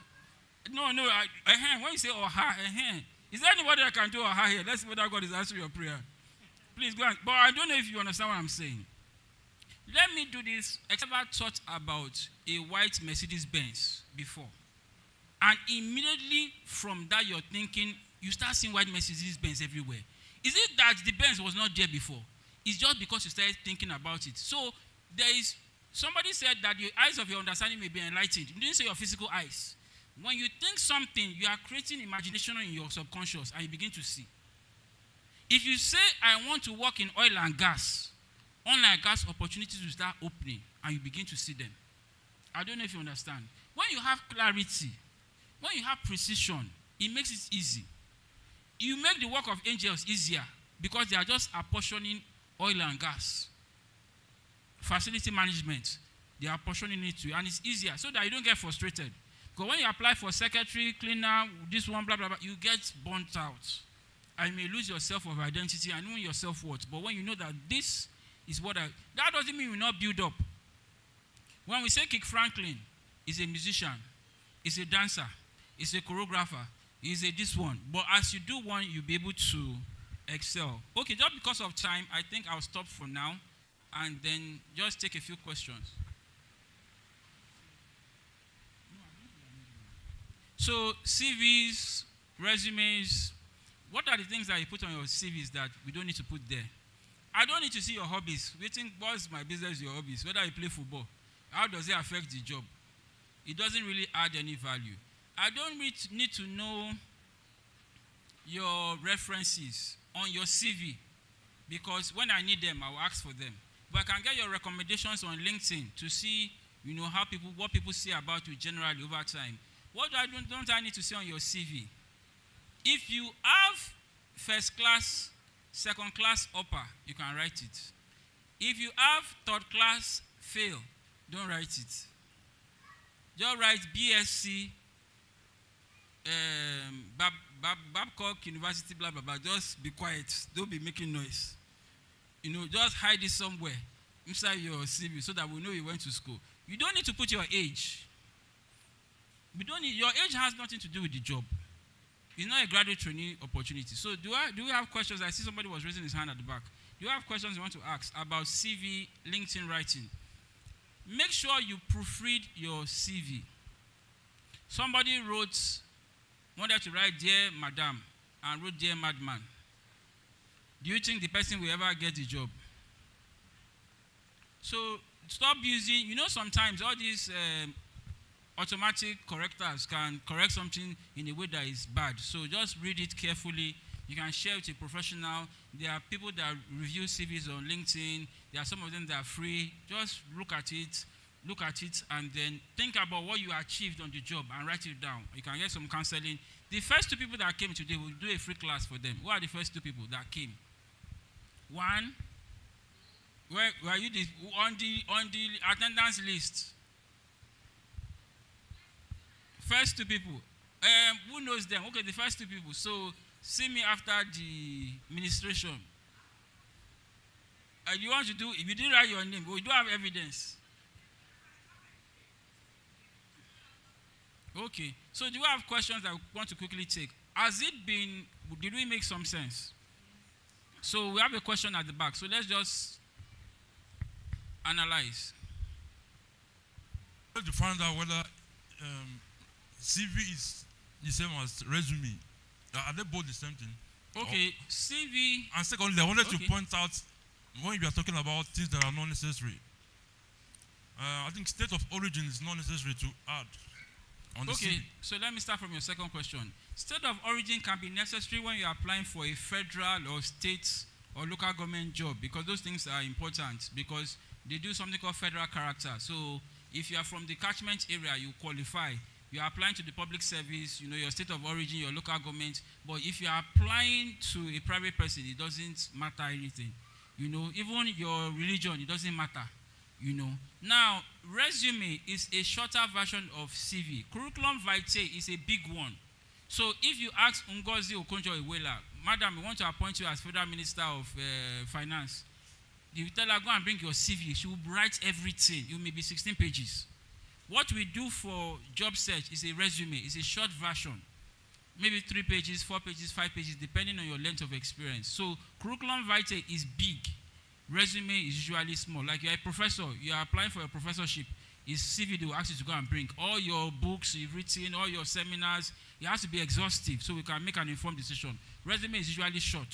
It's a French word. Resume, usually short. But that doesn't mean it should be 1 page. Don't compress your CV because your selling point when you're not there. Are we making sense? Any other questions quickly? Quickly. Questions? Are we good? Or questions or comments? Questions or comments? Please, don't do CV that is like you're applying for graphic artist job. All this colorful CV, red, yellow, orange, blue, rainbow color. We don't need to see your picture on your CV. Because at the end of the day, sometimes you now give us a document that is too heavy. Sometimes it will be difficult to download. Don't save your CV as CV. Because 500 people have saved their CV as CV. And when we are downloading, you will ask us, do you want to delete the other one? We'll delete. But write resume - James Bond. So he has an identity. I don't know if I'm communicating. It's not your spiritual husband or wizard that is disturbing you. Sometimes it's lack of information. So save your CV properly. Some of us, the CV we are sending, somebody has used it before. We just copy the format. When we open the CV, you say this is your name on PDF. When we open the CV, we see Thomas Ajagban Jegbun as the name, and your name is. So look at it properly. You go to the settings and then save it in PDF, and you save your correct name. What else don't you need to do on your CV? Make sure that on your first page of your CV, you can start seeing your job experience. Of your CV, start seeing your job experience so that there's not too much talk. Other things like, school can be later on because you went to school now, but your skills, your job experience, and achievements, on the first page, you must start seeing it. Match the formatting, do it properly, make it presentable, don't make it too big, don't make it too small. But those are things that are practical. We need to really sit down on Microsoft Word to do it. You have a question? Please go ahead. Oh, about the specs for your future wife. Okay, my question is, there's one of my friends when I was in Abuja. She went for an interview and she came back and she was like, they were asking her for an experience and she's a fresh graduate. Why would they ask? And secondly, somebody that does not have experience, is it not when she work that she will have the experience? Thank you. Chai, Lord is good. Okay, so Jesus said that when you go to one city and they don't accept you, look for the one that will accept you. The first thing is, what does the job description say? Because some of us go and attend interview that we're not qualified for, then we'll be complaining that they're asking us for experience. If you see 0 to 1 year experience, that's the job for you. It shows that we value the opportunity to learn, we want to train people, blah, blah, blah. Graduate training, management training, executive training, some of those opportunities exist. Number 2, experience is experience. Do you agree? If you volunteered, is it still experience? If they didn't pay you salary on time, is it still experience? When you are waiting for NYC, what were you doing with your time? When ASU was on strike, what were you doing with your time? When you came back from NYC, what were you doing with your time? There may be volunteer opportunities that you had. All you want to do is to have experience. And then you build skills. I remember when I was waiting for WAEC, I went to work with my sister's shop. I knew then that when you are selling something to women don't like to pay. Should I continue? Especially when a man is involved. I knew then that marketing works when a man is talking to a woman and when a woman is talking to a man. But you learn those things over time. I knew then that when you are selling something, collect your money. Don't just collect it so that you have peace. Because the money you will spend in chasing a customer, I knew then that sales is different from profit. But that's the experience. But working in my sister's shop. So capture, even you are in church, you are the head of drama group, it's experience. You learn how to lead people. You learn how to describe things. You are the official MC of the ceremony. It's an experience. That shows that, when we are doing graduate training programs, I've done a number of graduate training programs. We are looking for people that have volunteer and leadership experience. That's the thing that will distinguish you from the crop of people that want to work in Shell. You say, what did you do in your university? But in your university, you say you don't want to do anything. I'm not here to read my book. But the ones that were able to do something were the people that were always speaking, because they have demonstrated skills about leadership, about interpersonal skills. Sir, have I answered your questions? Okay, I've answered your question, Abi. Any other question? Final question. You again. Let me just check. Because of you, I will see if another person wants to answer. But I will let you ask questions, Sha. Any other question? This side, am I owing you money on OPay or PAMPay? I'm owing you money or something. Okay, what is there anointing more on this side? Okay, there are the two people that want to ask questions. Please go back and give him at the end. Go ahead. Thank you very much. Please, sir, I want to find out, is it really encouraged to maybe add some kind of lies to your CV, something you did not achieve? You try to add it so that it can boost your personality or something. Okay. Is it okay to add some like you achieve things? Okay, let me take his question too. Okay, I want to ask now. Can you hear me? The question, entrepreneur. Then I want to ask the question from that part. Okay. There are some of my customers, because of the relationship, in my product for, how am I going to put it? Somebody, I will just tell you that, okay, this is amount that I will collect for this thing, for this job. And at the end of the day, she will say, this today I've been working for me. Kenny, why are you doing like this? So at the end of the day, and I don't want to spoil that relationship, and it's affecting me. So how do I handle such customers? Thank you. Okay, the first question is, integrity is one of the most fundamental skills or attributes that you need. Even a corrupt person wants to trust somebody that has integrity. So don't lie about what you don't have, because when you, like that guy, he was quick to say the truth that it's not me that wrote it to, because they will make a demand. Like somebody wrote on his CV that he can speak French. So they say, oh, parlez-vous français? Je m'appelle. They say, oui. Wow. So you will not only lose the job, you have embarrassment, you have shame. Some people are not able to travel abroad because they've lied before on the application and they've been flagged. And when you lie, the energy you used to lie, if you use it to think about something good, you'll be better. Because some people, the only way they are 25 years old is that they finish secondary school at the age of 2. I know our God does miracles. But it doesn't pay. If you have it, you have it. There's something for you. So don't bother about lying. Number 2, I was driving to an event yesterday or something, and what God told me was saying, Bible says God will bring us into a wealthy place. You know that scripture, Abi? But we don't know the scripture that is before that scripture. It says it will cause men to tread upon your heads. So sometimes it's part of the journey. You are going to have good bosses, you are going to have bad bosses. You are going to have good customers, you are going to have bad customers. I had one customer that the guy, me and him, we fought. The only thing we didn't do is to exchange blow. He said, what type of arrogance? I said, yes. At the end, God said, did he pay you money? I said, yes. I said, Shebi shall paid. So people that pay are your customers, not people that don't pay. If people are paying customers, you tolerate the excesses because they are paying. Because Mr. Nice Guy, they pay salary. Now, one of the ways you manage customers is document things. If I'm sending a document to my customer, I copy my lawyer. So you know that me, from scratch, I already like trouble. So just be looking for my trouble, So you have a written agreement and they sign. A lot of us have, you say, our country hard. But when you have more of your other kind of, there are some customers there is one customer that called me. I said, send me your account. He has paid, I've collected my money finished. He said, send me your account. I don't want to send you something. I said, don't worry. Baba, send me 250,000.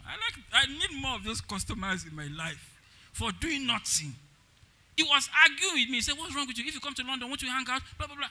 Send your account number. I said, just send it. Me, I was even expecting 50K or 250,000. I bought his frame for him. When he comes to Nigeria, I said, sir, this is your frame. So more of that in our ministry.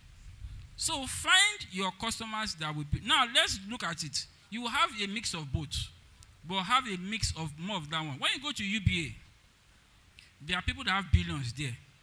But the people that make the most noise in the bank are the ones that have 5,000 naira in their account, that you took 5 naira for their birthday message. They are the ones that be making noise, so they manage them. They put customers there. Customer service will be managing them. The ones like me and you now that put billions inside the bank, they have private banking lounge for us with AC. So have a mix. Do you know that sometimes your troublesome customer is going to be a blessing to you in the long run? I'll share an example because we're in church. I had this lady. You know, some people used to hide their identity. I met this lady some years ago last year. And, madam, come and see this house, come and see this house. Come and see this house, come and see. You know, women can stress somebody when they want to buy something. Sure, you know. Women, I'm not fighting with you, I'm just saying the truth. When women, wait. Will I talk about men? Wait, cool down. At least now I know you are paying attention. But I will tell you the good side, though. But women are detailed. You need women in your life because they can plan your life. They know, men will just say, bah. Women will say, no, buy from here, buy from here, buy from here. They know that they will buy yam at this place. They will buy this on Nigeria, but they know. So don't worry, I will compliment you very soon. Just wait. That woman did what no other person has done for me. So this woman, come here, talk here. Just be managing them. So I said, madam, all these things I've been sending to you, which day will you inspect? She said, okay, that she's available. But she's feeling tired.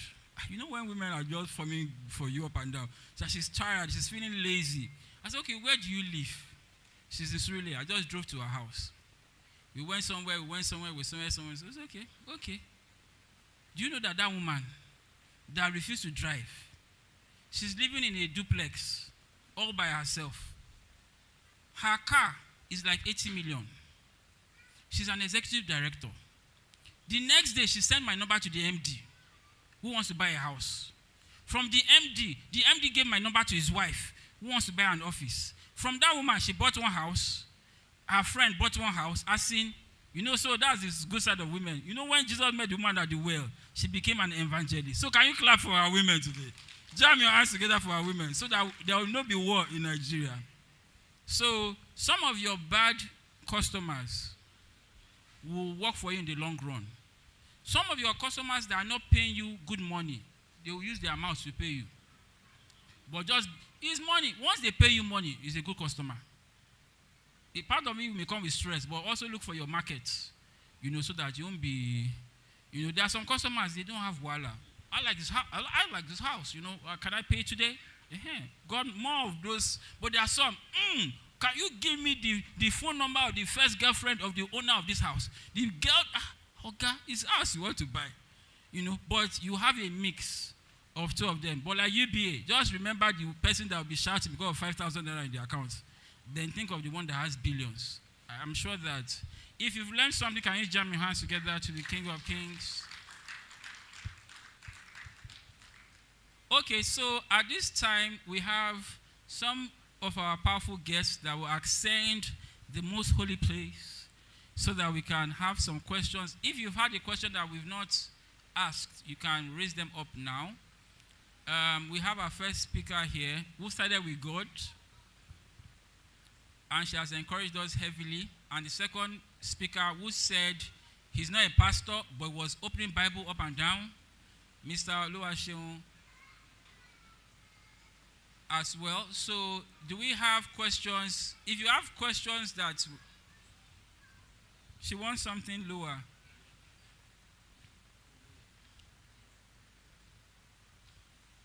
So any question that we have not, or else if we don't have questions, we use our time to maybe do interview skills or something.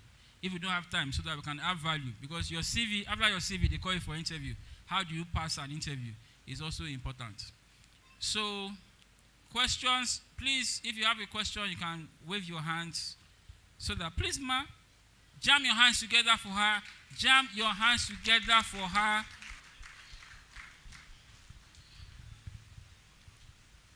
Any of us How many of us were here for the first session? Can you just raise up your hand? You are here for the first session. How many of you were impacted by the first session? Can you jam your hands together? So, do we understand everything? Or she shared some personal experiences. Do you want to ask a question, receive inspiration, and then we can make the most of it? Any hands up? Or you want to appreciate her for what she has said, or you took a lesson from what she said, you can just mention, and then you can manage time very efficiently. This side of the auditorium, you have not been asking questions of late. This side, what did I do? Is it because I've been talking about women, but for complementary women now, so it's 1-1. Any question? Okay, we have a question at the back. Pastor Moyo has a question. Any other person has his hands up, and then from any of these sessions, you can ask all your questions and we'll answer.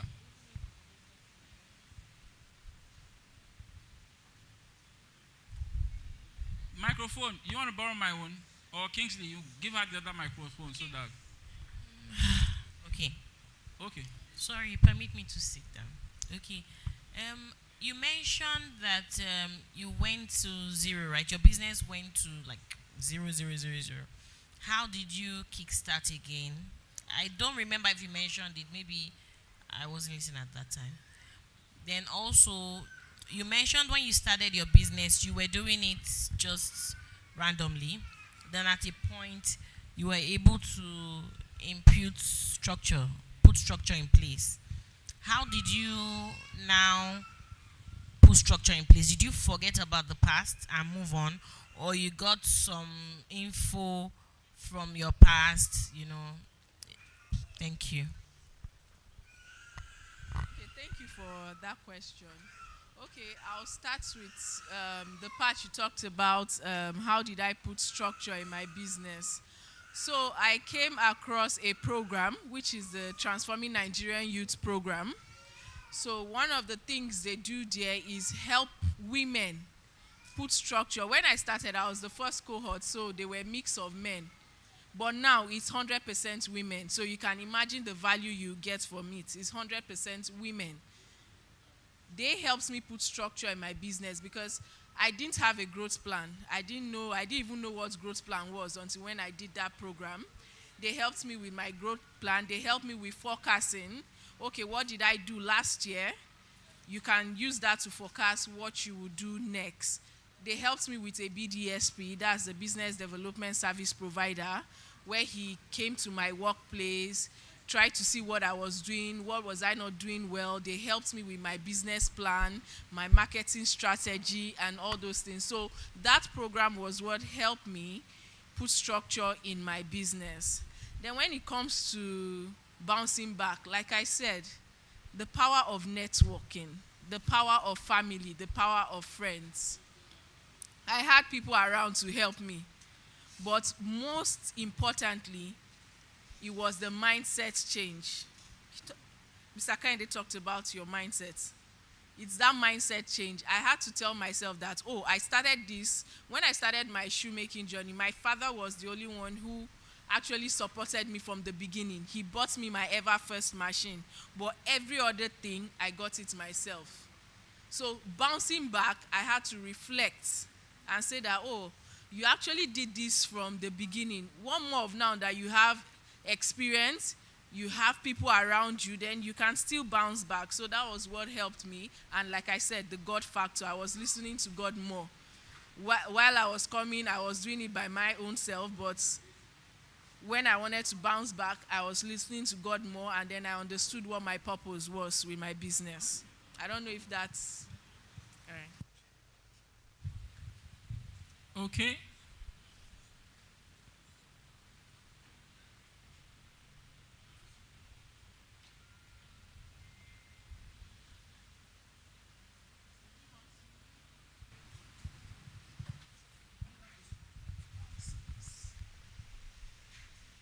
Praise the Lord. So another question I would like to ask is, you said something about money cannot help you solve the problem, right? And then afterwards, you now talked about having a clear vision. Now, having a clear vision is very important, especially for building a brand or a business. But then again, I was also thinking about it from another angle. Now, you said that we should put structures in place where you have people with different skill sets. How about a situation whereby the finance is not there? Because if you are trying to put structure in place where you have to engage people and all that, you have to pay them, right? At least you have to pay them. You may not really pay them the way a big brand will pay, but definitely you have to pay all those people. So how do you now tend to, because money most times is a challenge, right? So how can we navigate that part? So if you heard when I was speaking, I gave 2 examples. If you have manpower strength, you delegate those things, you'll be able to pay. But when you don't have manpower strength, that's when all these AI apps will help you, like with social media and so on. Then leverage on network. See, I will keep hitting on this. Leverage on networking. Have a platform you are connected to. I am a shoemaker. I'm in the shoemaker community. You are a writer. You have to join a community of writers. Okay, I don't have money. I want to execute this project. Who do I partner with? Leverage on partnership.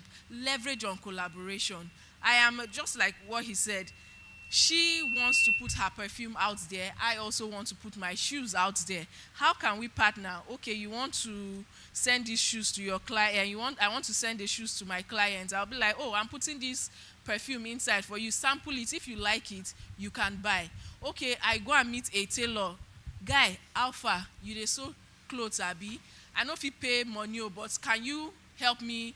Let's align the shoes with the clothes you are sewing.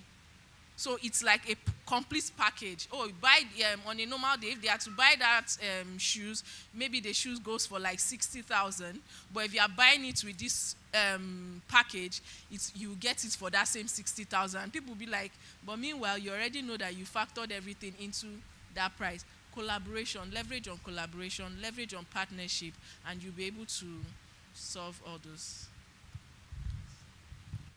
Okay, any other questions? We have 2 questions here. The gents, they've finally forgiven me in this side of the auditorium.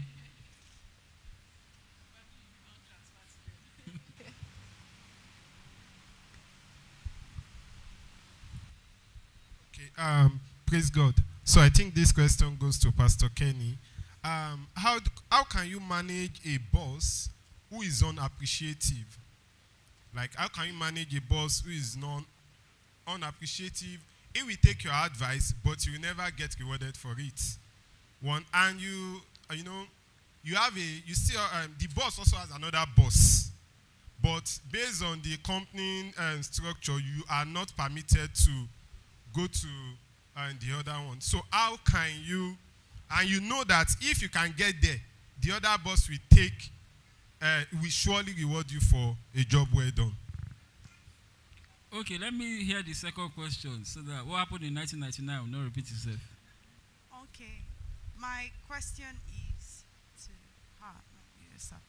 Okay, I told you I'm starting from an amateur stage. Okay, you said from the onset you were working, right? I want to believe that the process where you were working, you were gathering capital for your new move, knowing that you would not, stay long working under somebody.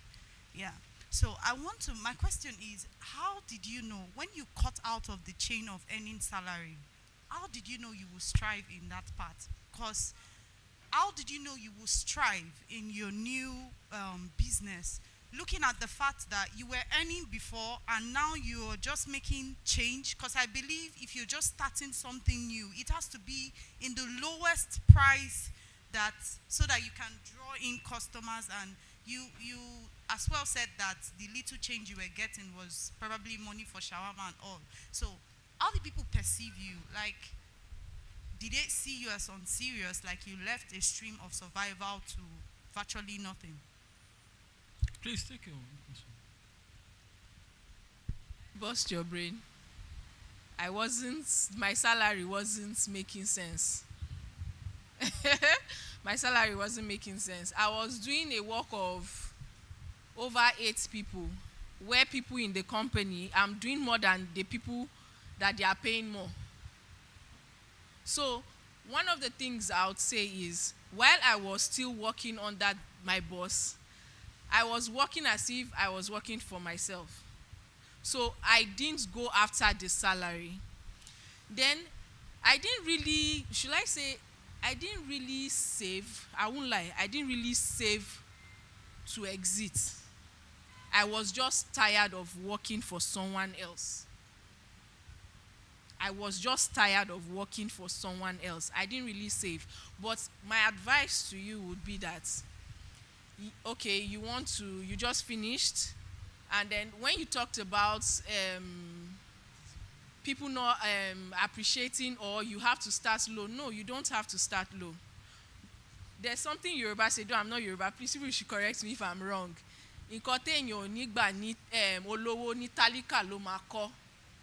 What you would, I'm sorry, like I said, I'm not Yoruba. So, what you would not accept when you are up there, don't take it now. A lot of times, people ask me that your footwears are expensive. Then you are not my customer. You are not my customer. If my footwears are expensive to you, then you are not the market I am advertising to. Maybe probably when you climb up the ladder, we can start having a conversation. So don't jeopardize your value from the beginning. Let them know what you are for. And that's how you build your legacy.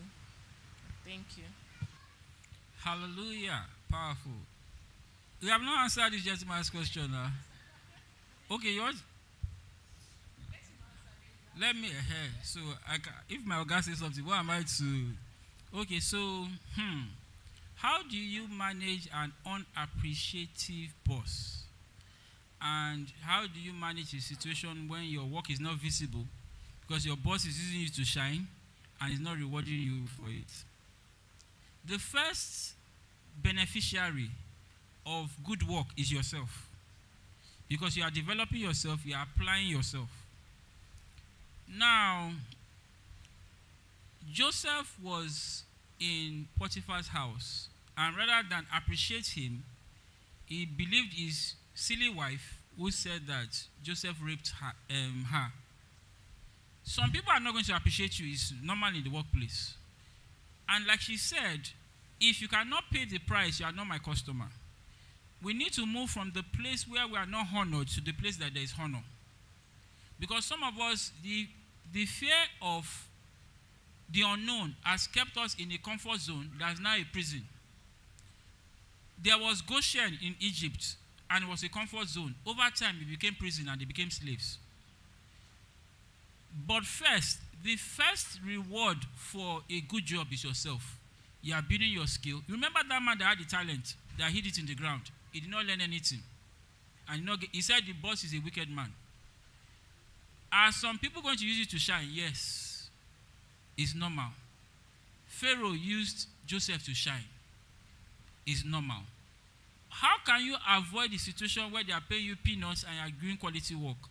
When you're having meeting, open your mouth and talk.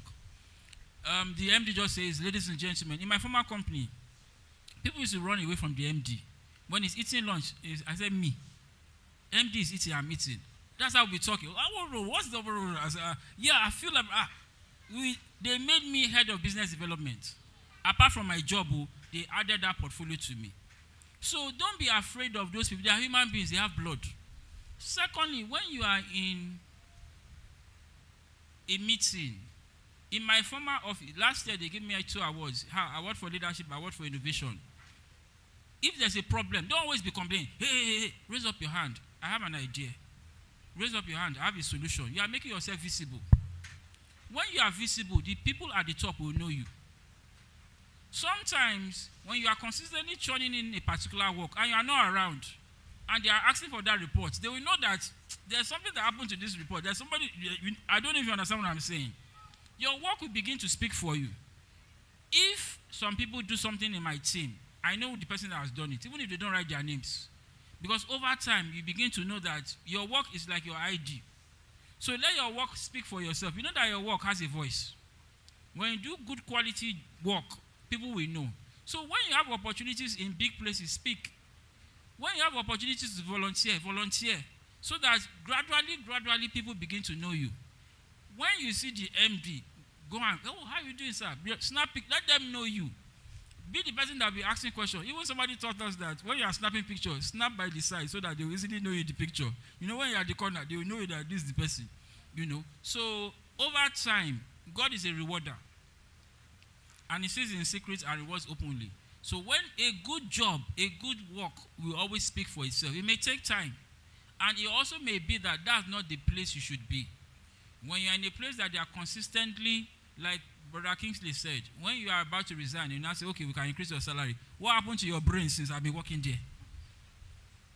I don't want to mention a company. There's a company that when you are going, they will increase your salary. They will now send you to Maiduguri as your punishment. Maybe you want to go, Abi. Jordan, I don't need to, but it's a popular company.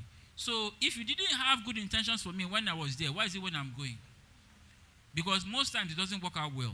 So find people, all these things that you are doing, there are people that appreciate you far more. Like, wow, you're doing this, wow, wow, wow, wow. You know, so find your market, find your target audience. Joseph interpreted dream for Pharaoh and he became prime minister. He had been interpreting dreams since. But because of the free work he was doing that he did not appreciate, that was the reference. Because they forgot him. But one day, that work spoke for him. Because your work is not silent. It will speak for you one day. I don't know if I've provided clarity. Are we good now? Okay, brother. Okay, my next question. My next question is, if I'm trying to start a business and my audience are the people that are at the top, yeah. So now, how do you think it's possible to create that balance where I can still have or run the same business for lower class people or individuals and also for higher class individuals?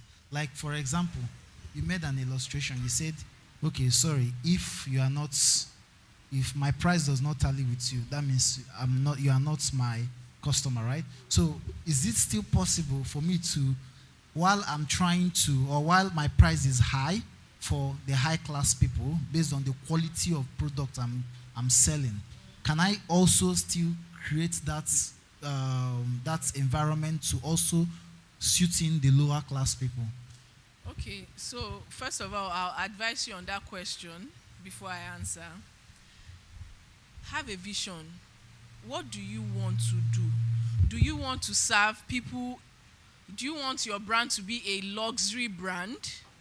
Do you want your brand to cater to the middle class? Or do you want your brand to be cowbell, our milk? Do you understand? Yes, cowbell is milk. Pig is milk. Dano is milk. Lawyer is milk. But all of them have the people they are targeting. And when they now got that market, what did they do? They now went up the ladder. You can see pig milk. You see different brands of pig milk, but their prices are different.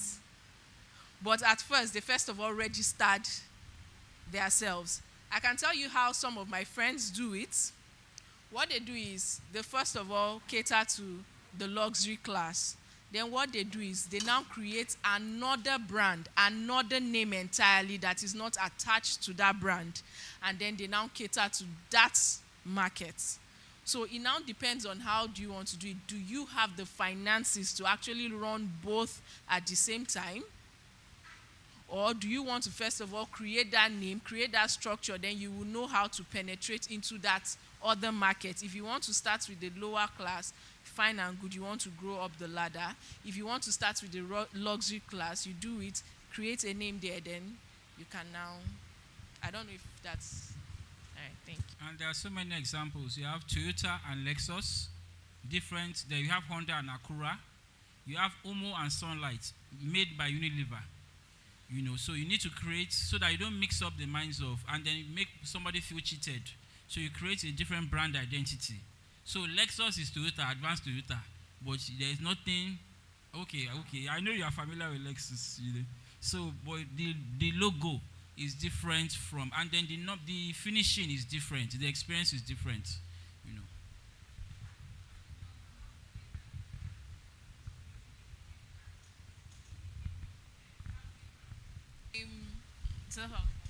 Talk about it. Okay, so it seems we've come to the end of this session. Can you jam your hands together? Jam your hands together. Jam your hands together as we welcome the MCs with Steve's. Jam your hands together. Is it because she not charge you 300,000 per hour for this session? Jam your hands together so she won't change her mind.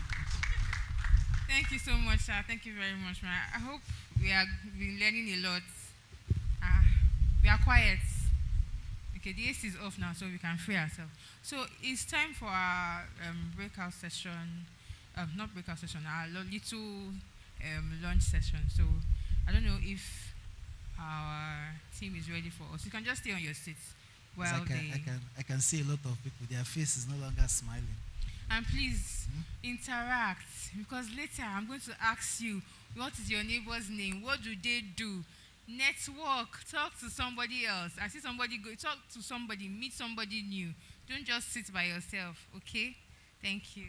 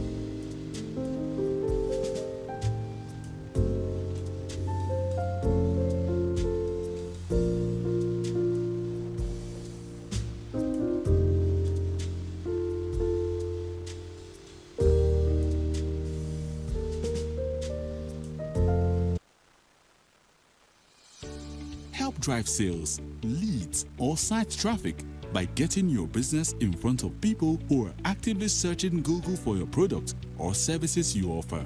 Like this business, Google attributes to 45% of FUJAH London's online revenue. Reach high-intent customers wherever they are across the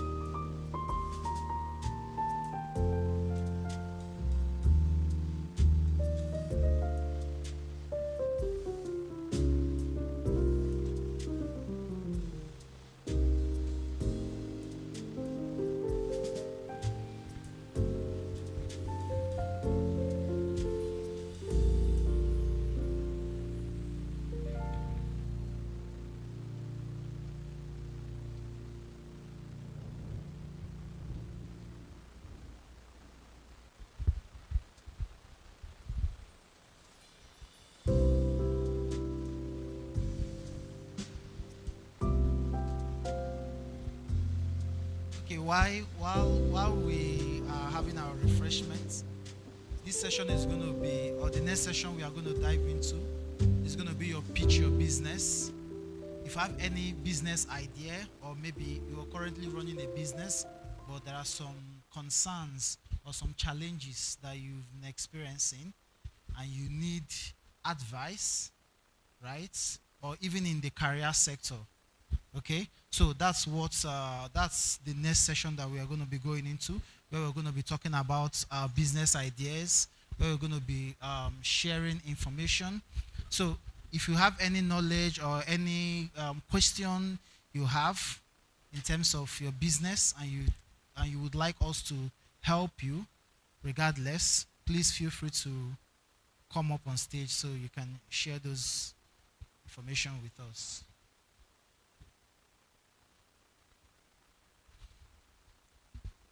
Because a high percentage of us, when we were introducing ourselves, I was hearing entrepreneur. Fashion brands. I was hearing those names. So.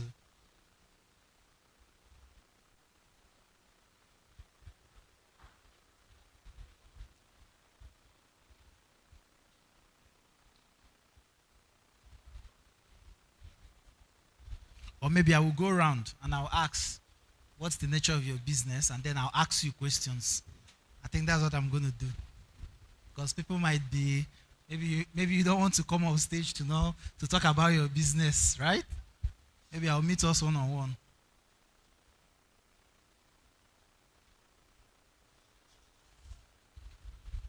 Oh, I know that we are all busy, but it's time for your business pitch. Or you can just talk about the challenge that you're facing in your business and your career, for us to just listen to it and look for a way out. Anybody? The challenges that you're facing, or maybe pitch your business, tell yourself. Or maybe they're still introducing each other.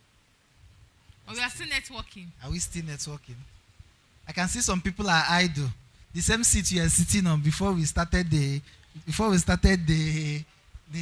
breakout is that same seat you are still sitting on. How far? Or is it the refreshments that is keeping us quiet? I'll be going round. You want to say something?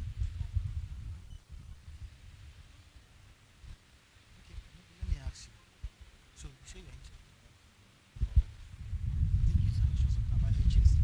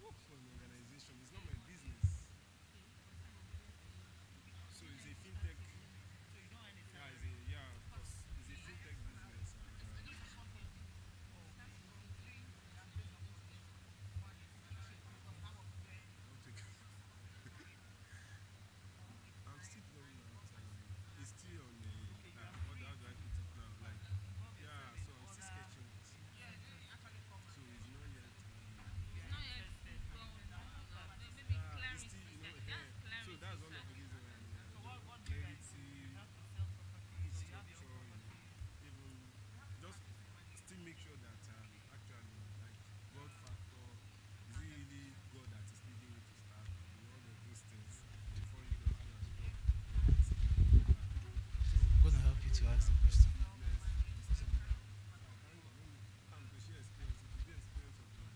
All right, this handsome young man, I've had a few minutes or a few seconds of interaction with him, and then he made me understand that apart from his career job, which he functions in a construction company. That's the HSE department, right? Okay, so he also mentioned that he runs or he owns a business, a livestock business to be precise, right? Now his question is it possible for you? Okay, is it possible for you to be here and your business is somewhere else, and you're managing the business from here Without the business in another suffering. state?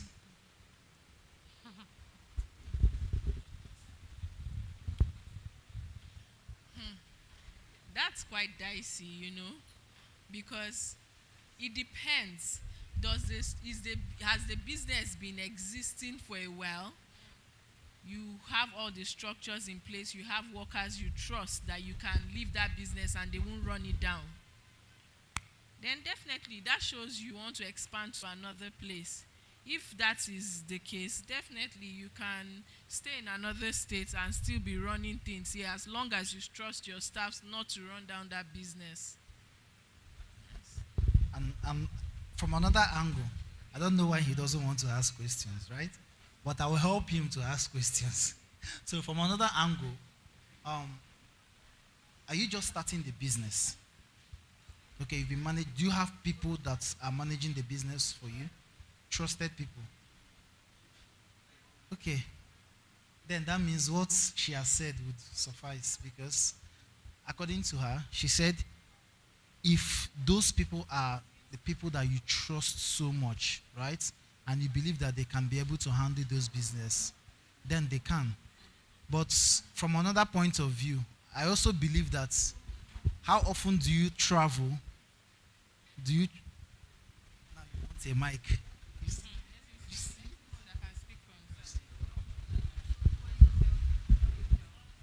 Please, decorum, please. Decorum. Are we together? One house. One house, we are please. standing behind. Let's have our seats to avoid distractions. Thank you. Basically, the main question is, and the main challenge here is, I want to know how well you can actually do in terms of management, because it's really a challenge for me. I'm just trying to, based on experience over time, trying to balance it up. Actually, there I have my mom heading things up, but when it comes to dealing with risks in business, actually, sometimes, yes, she can actually bring up a maybe superior idea, but sometimes it doesn't tally. And I find it difficult sometimes to actually, that's why I spoke about distance. It's not like it's really going well for me. Doing the whole taking decision and then actually them implementing it over there, bring to the table. How well can you do in terms of management? Is it proper? Can you actually go far with that? Do you want me to tell you the truth, or I should switch courses for you? The truth. Then the business cannot survive without you yet. So it's not wise to leave the business yet. Because from what you've explained, you are the only one that understands the structure that should be going on there. She brings up an idea that doesn't tally with what you have in mind. So then she shouldn't be left to run that business. So you don't have people you trust yet to handle that business. So you have to come back. Okay.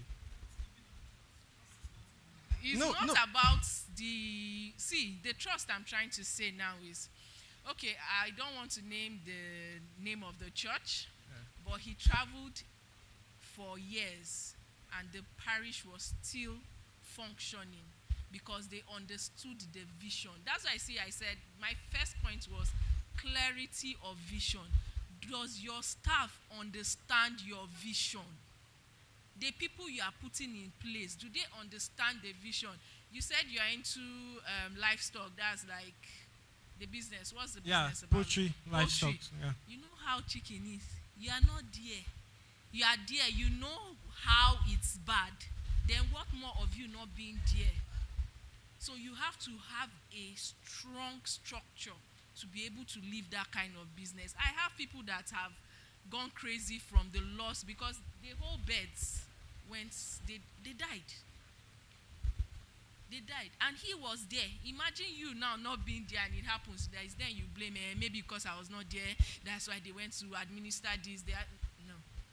So the structure now I'm trying to say is not about funds, like he said. It's not money-wise. Yeah. Trust people. Do they understand your vision? Your team, do they understand your vision? That's one thing you should look into. Then probably you might have to.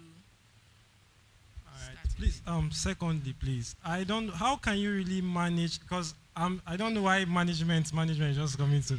How can you really manage your career and business? How can you blend the two together and then make it work? I don't know if you heard when they read my profile. Did you hear when they read my profile? I heard, yes. Okay, when I am not in my professional firm, if I'm not volunteering for the MasterCard Foundation as one of the youth leads, I am a shoemaker. Yesterday, I was at the office from 8 a.m. till 5. And I'm here today again from this time. On Monday, I'll leave my house by 7 a.m. I won't get back till like 7 to 8, and that will run for like 3 days. It doesn't stop me from still producing footwears. So, balance is what I'm doing. If I know that I won't be available, I can actually show you my phone. Someone ordered for a footwear I had to turn down because the person needs it delivered by Friday, and I won't be at home for 3 days. How do I want to do that? And I can't trust, you know my story now, I can't trust my workers just yet. Because they messed up an order. I did a refund this morning of 60,000 because I was not available all through last week, and I left an order for them, and I was not available all through last week, and I left an order for them, and I couldn't see it through. So balance. Try to balance it. To say is, I believe that the way you are going to manage your business will be completely different from the way someone else will manage your business for you. It's two different things, right? Your presence, like for example now, you said you are into livestock and more like poultry, right? So what if there is a chick that is not feeling well, right? How would you be able to cater for that, right? Now, if someone is managing that business for you, the person may more like it could be an oversight, and which could cause the death of that hen, right? Or chick.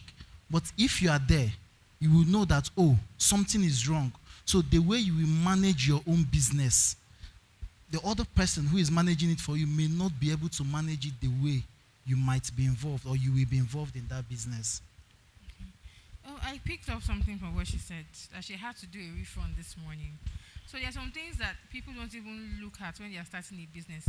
There are times that there may be a loss. I mean, I'm a 9 to 5. If you tell me to refund, give you 60K for, business money that has entered my account, and in my head, I'm already thinking what I can do with the money. And then something flops, and I have for that as a business person. When flops happen, or maybe you even, okay, now you said you refunded this because you're a big business person, you have room for excess. But a startup that has collected money and maybe for some reason you had to do a refund, how do you prepare for that, all those losses? That's why you should, as a business owner, when you're starting your business, you should have funds for unforeseen circumstances. You don't spend those finances. And what has been working for me is I have my business account. I have 2 business accounts. One when I'm going to procure things. The other is when the client pays. Stay there. When I now deliver your product and the client is satisfied, money come, let's go. Which one is going for savings? Which one is going back into the business? So that is what has been working for me. You might look for another way that works for you, but for me, that's what has been working for me. Is it a red flag from a customer point of view? Is it a red flag when you want to buy something from a page and you say no refund after payment? Is it a red flag? Do you think it's an integrity issue? No, see, I won't say it's a red flag. Oh God. Probably if you interact with some certain kind of clients, You will know I have a policy, just like what Mr. Kainde said. When he's sending out a mail, he will tag his lawyer, so that tomorrow you will not come back and be telling him that, what I do is, before I start your production, there is a consent form.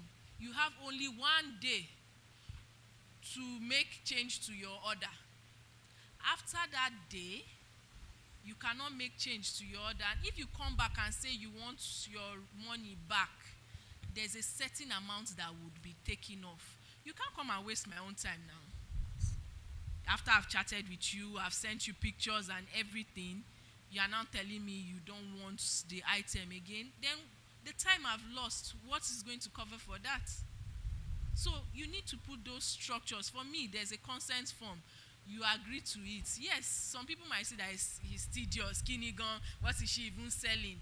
But when they are coming to you, they know that, no, this person is principled. They would not want to. That's why I said it from the beginning. Put these structures in place. Let them know your brand for that. Let them know your brand for that. So for me, it's not a red flag. Do you plan to cheat them? Why are you scared of no refund? Do you plan to cheat them? So do your due diligence. This person you want to buy from, what is their track record? You don't just buy from anybody online. I still tell people that. I can go online and put anything, but it's the track record. It's never hidden. It's never hidden. Put it on social media. Naira Land will help you bring it up. It's never hidden. Do your due diligence. Check. Okay, this person I want to buy from, is it that he's having 5,000 followers and 2 likes? You know that there's something dicey there.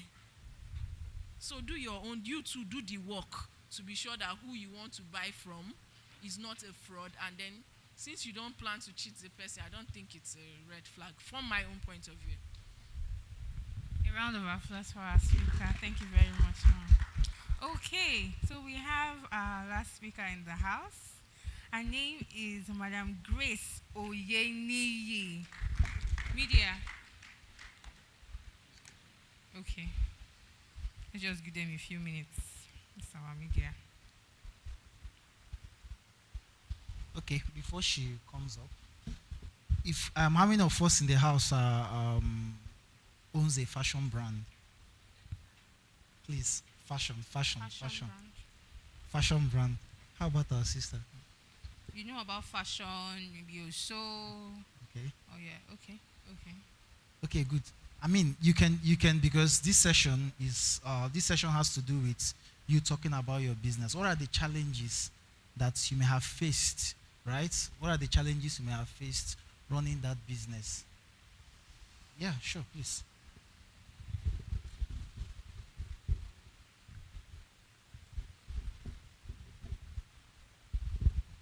Okay, good afternoon, everyone. So my name is Kufi Abasi, and I own a brand. Name of my brand is World Favorite Fashion Designs. We deal in all This is on Instagram. You can deal check in him making different clothes like official wears, even casual wears and all. So as a fashion designer, I tend to have some kind of issues. First of all, delivery issues, because I'm currently working in a complex, and it's not something that it does not really depend on me. It depends on the complex on its own. So sometimes it might give a customer that, okay, Ogami, come collect your clothes by this time, and the light will just turn off everything for you, and it will just spoil. And that's one part. One part is that one. Another part is the part of like delivery. So sometimes tend to give a dispatch rider clothes and tell him that, oh yeah, like you've given the clothes to the dispatch rider, you've done your part, or yeah, go and give them the clothes. So the person might now be the one delaying you. Another issue is that some customers too, at first, they will send you a design. Yeah, my head when you were talking about, like, they might send you a design and say, okay, this is what I want, this one. So, and like, when they've paid already, they'll now be like, okay, I see this design, why not if you add color? And sometimes now when you're now telling them, it's not as if you are like dragging with them and stuff like that. So my, there are much, there are plenty. No, you can ask them. Oh, I'm open to answering them. But let me answer the first three you've asked. The first one is power issues. Yes, ma'am. The second one is delivery issue, and then the third one is clients, right? Yes, ma'am. Okay, for the first one, power issue. Remember I talked about partnership. Leverage on partnership.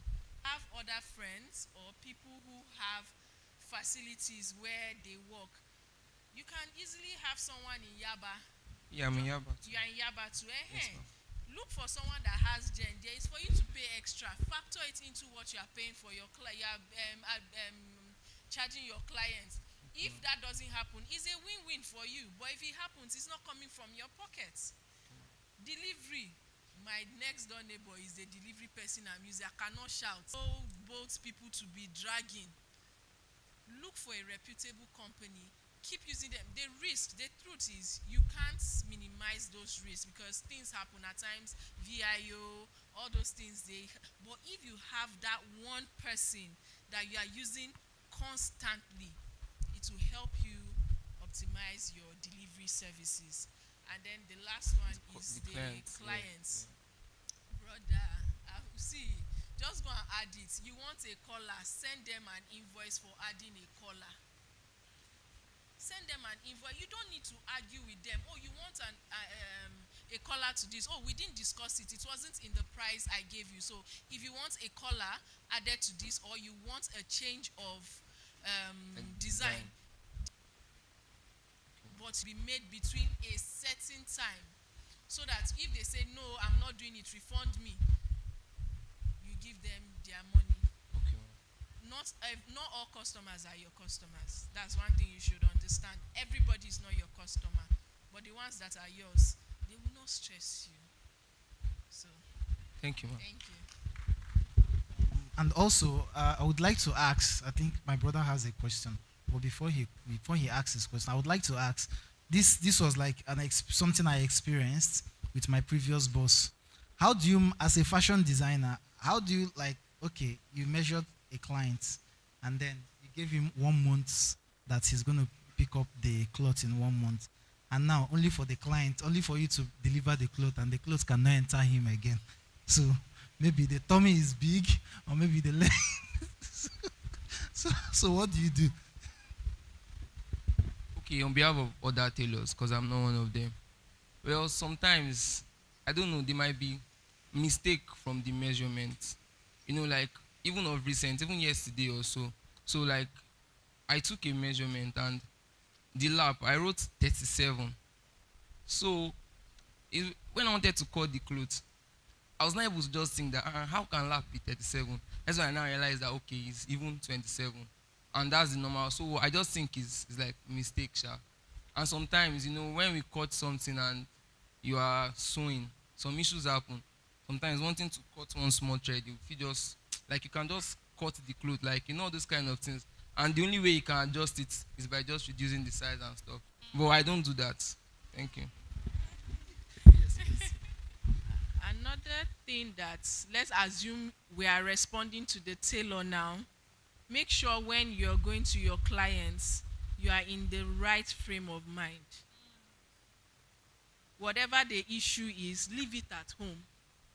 It's not the clients that you have issue with, it's the problem you have at home that you have issue with. So when you are attending to your clients, try as much as possible not to bring personal issues into your interaction with the clients. I think that might help you mitigate the kind of mistakes that you would. Wow. Okay, our last question. Okay, thank you. They said that you should use one stone to kill two birds. Now in Nigeria, we are not using only one stone to kill two birds. We are using it to kill many birds.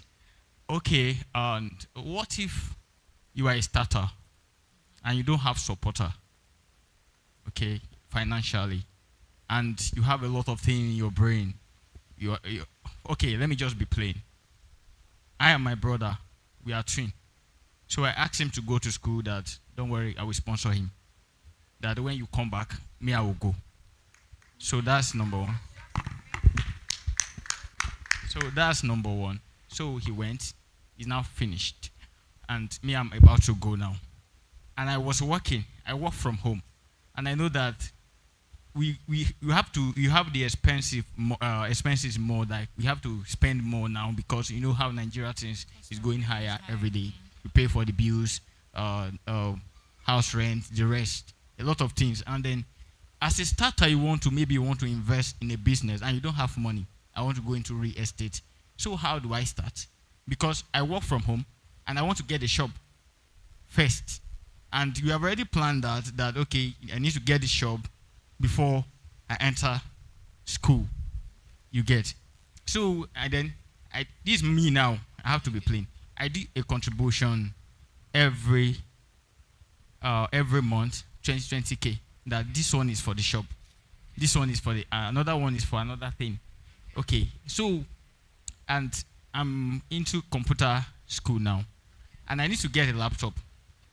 I swear, and sometimes the thing can be scattering my brain and say, where should I start from? You know, it's not easy. Yes. So how do I balance this? Because it's not, and so sometimes you need a supporter. Somebody to just encourage you, okay, where I feel rich, just take this. And when you don't have that kind of person, what will you now do? Thank you. Okay. I think I need to stand up for this one. Because see, I'll tell you the truth, we youths, we always look for excuses. The answers are in front of us, we always look for excuses. I just want to give you a brief so that we did a youth-led organization search last year.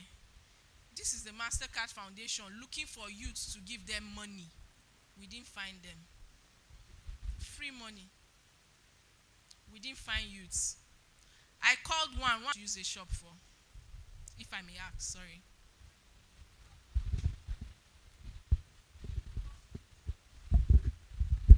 Okay, actually, we've been running the business for like 8 years now. Okay.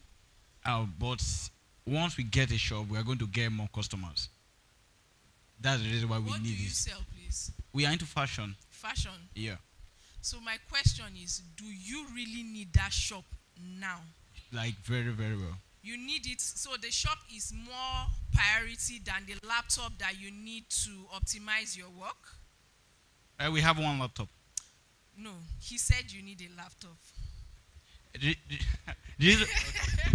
Okay, this is it. Actually, when I started the contribution, I was like, okay, if I get this 200,000 naira, I'll be able to get a shop in Yaba because Yaba was my target. Okay. Then as time goes on, I went to go and spy the land. I said, okay, how much can I get this kind of shop? They were now telling me 500,000. Okay. And I have 200,000 now. Okay. And I need to get a laptop because what they are teaching me, I have to practice it. Then the contribution I was doing, I now told my brother, you know what? We can't just be using one laptop. Laptop is like a phone.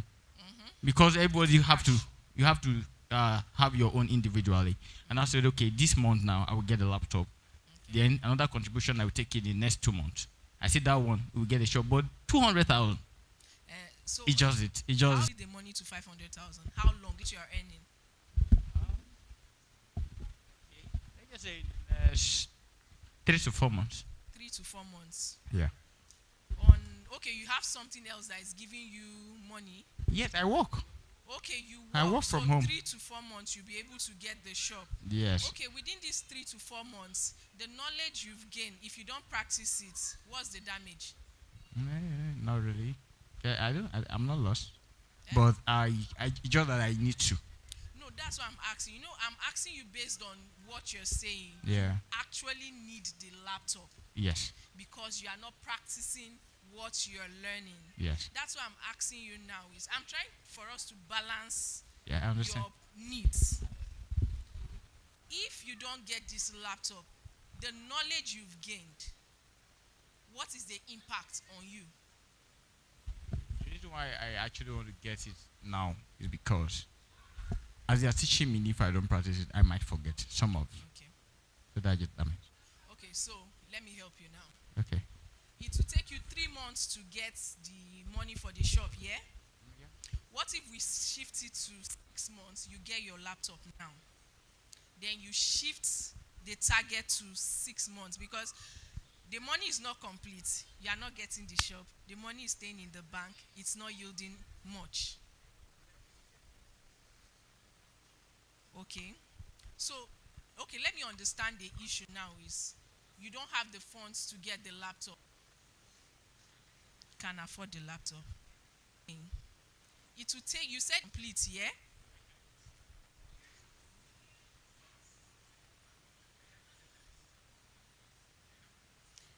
So this is where I asked you how much, when will it take you? So you are the one contradicting the answer now. So I asked you, how many months will it take you to get the money for the shop? Okay, it might take me 6 months. It might take you 6 months. Yes. Okay, good.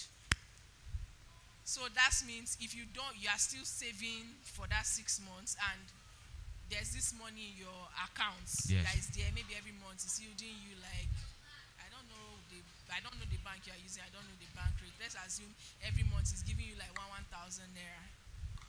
And the well of knowledge you got, you are not practicing it. Exactly. There's an impact on you. You don't get to practice what you're learning. At one point, you might lose interest. So one thing I want all youths, like all of us, to understand is help is not coming from anywhere. Mm-hmm. That's the truth. Help is not coming. If you are waiting that somebody is going to give you money, it's a lie. Just like what our speaker said, value. You have to put in value for people to actually come and invest their money in you. So my own advice is, you need that laptop. Why don't you go for it? You've been working from home, yeah? Sure. Customers have been coming. Why don't you take that pain for another, okay, let's assume 6 months for it to complete. So you need 300,000 in 6 months. Yes. No, we are just saying based on what you said. So 300,000 in 6 months. We're going to be looking for 500,000. Yeah? Exactly. So please, can we do the calculation so that we know how many months it will take you? So in 6 months, you'll be getting 300,000. So we'll calculate the 300,000 divided by that 6 months. Let's know how much you're getting. 50,000. So 500,000. Sorry, was it 500,000 you calculated by that 6 months? Sorry, 500,000. Yeah, 500,000. Divided by 6, please. Yeah, that's 50,000. That's 50,000. Yes. 4,000.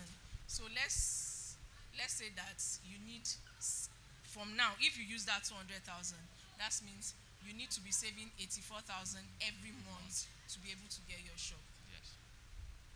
Is it possible to get 85,000 every month? Yes, possible. By God's So grace. my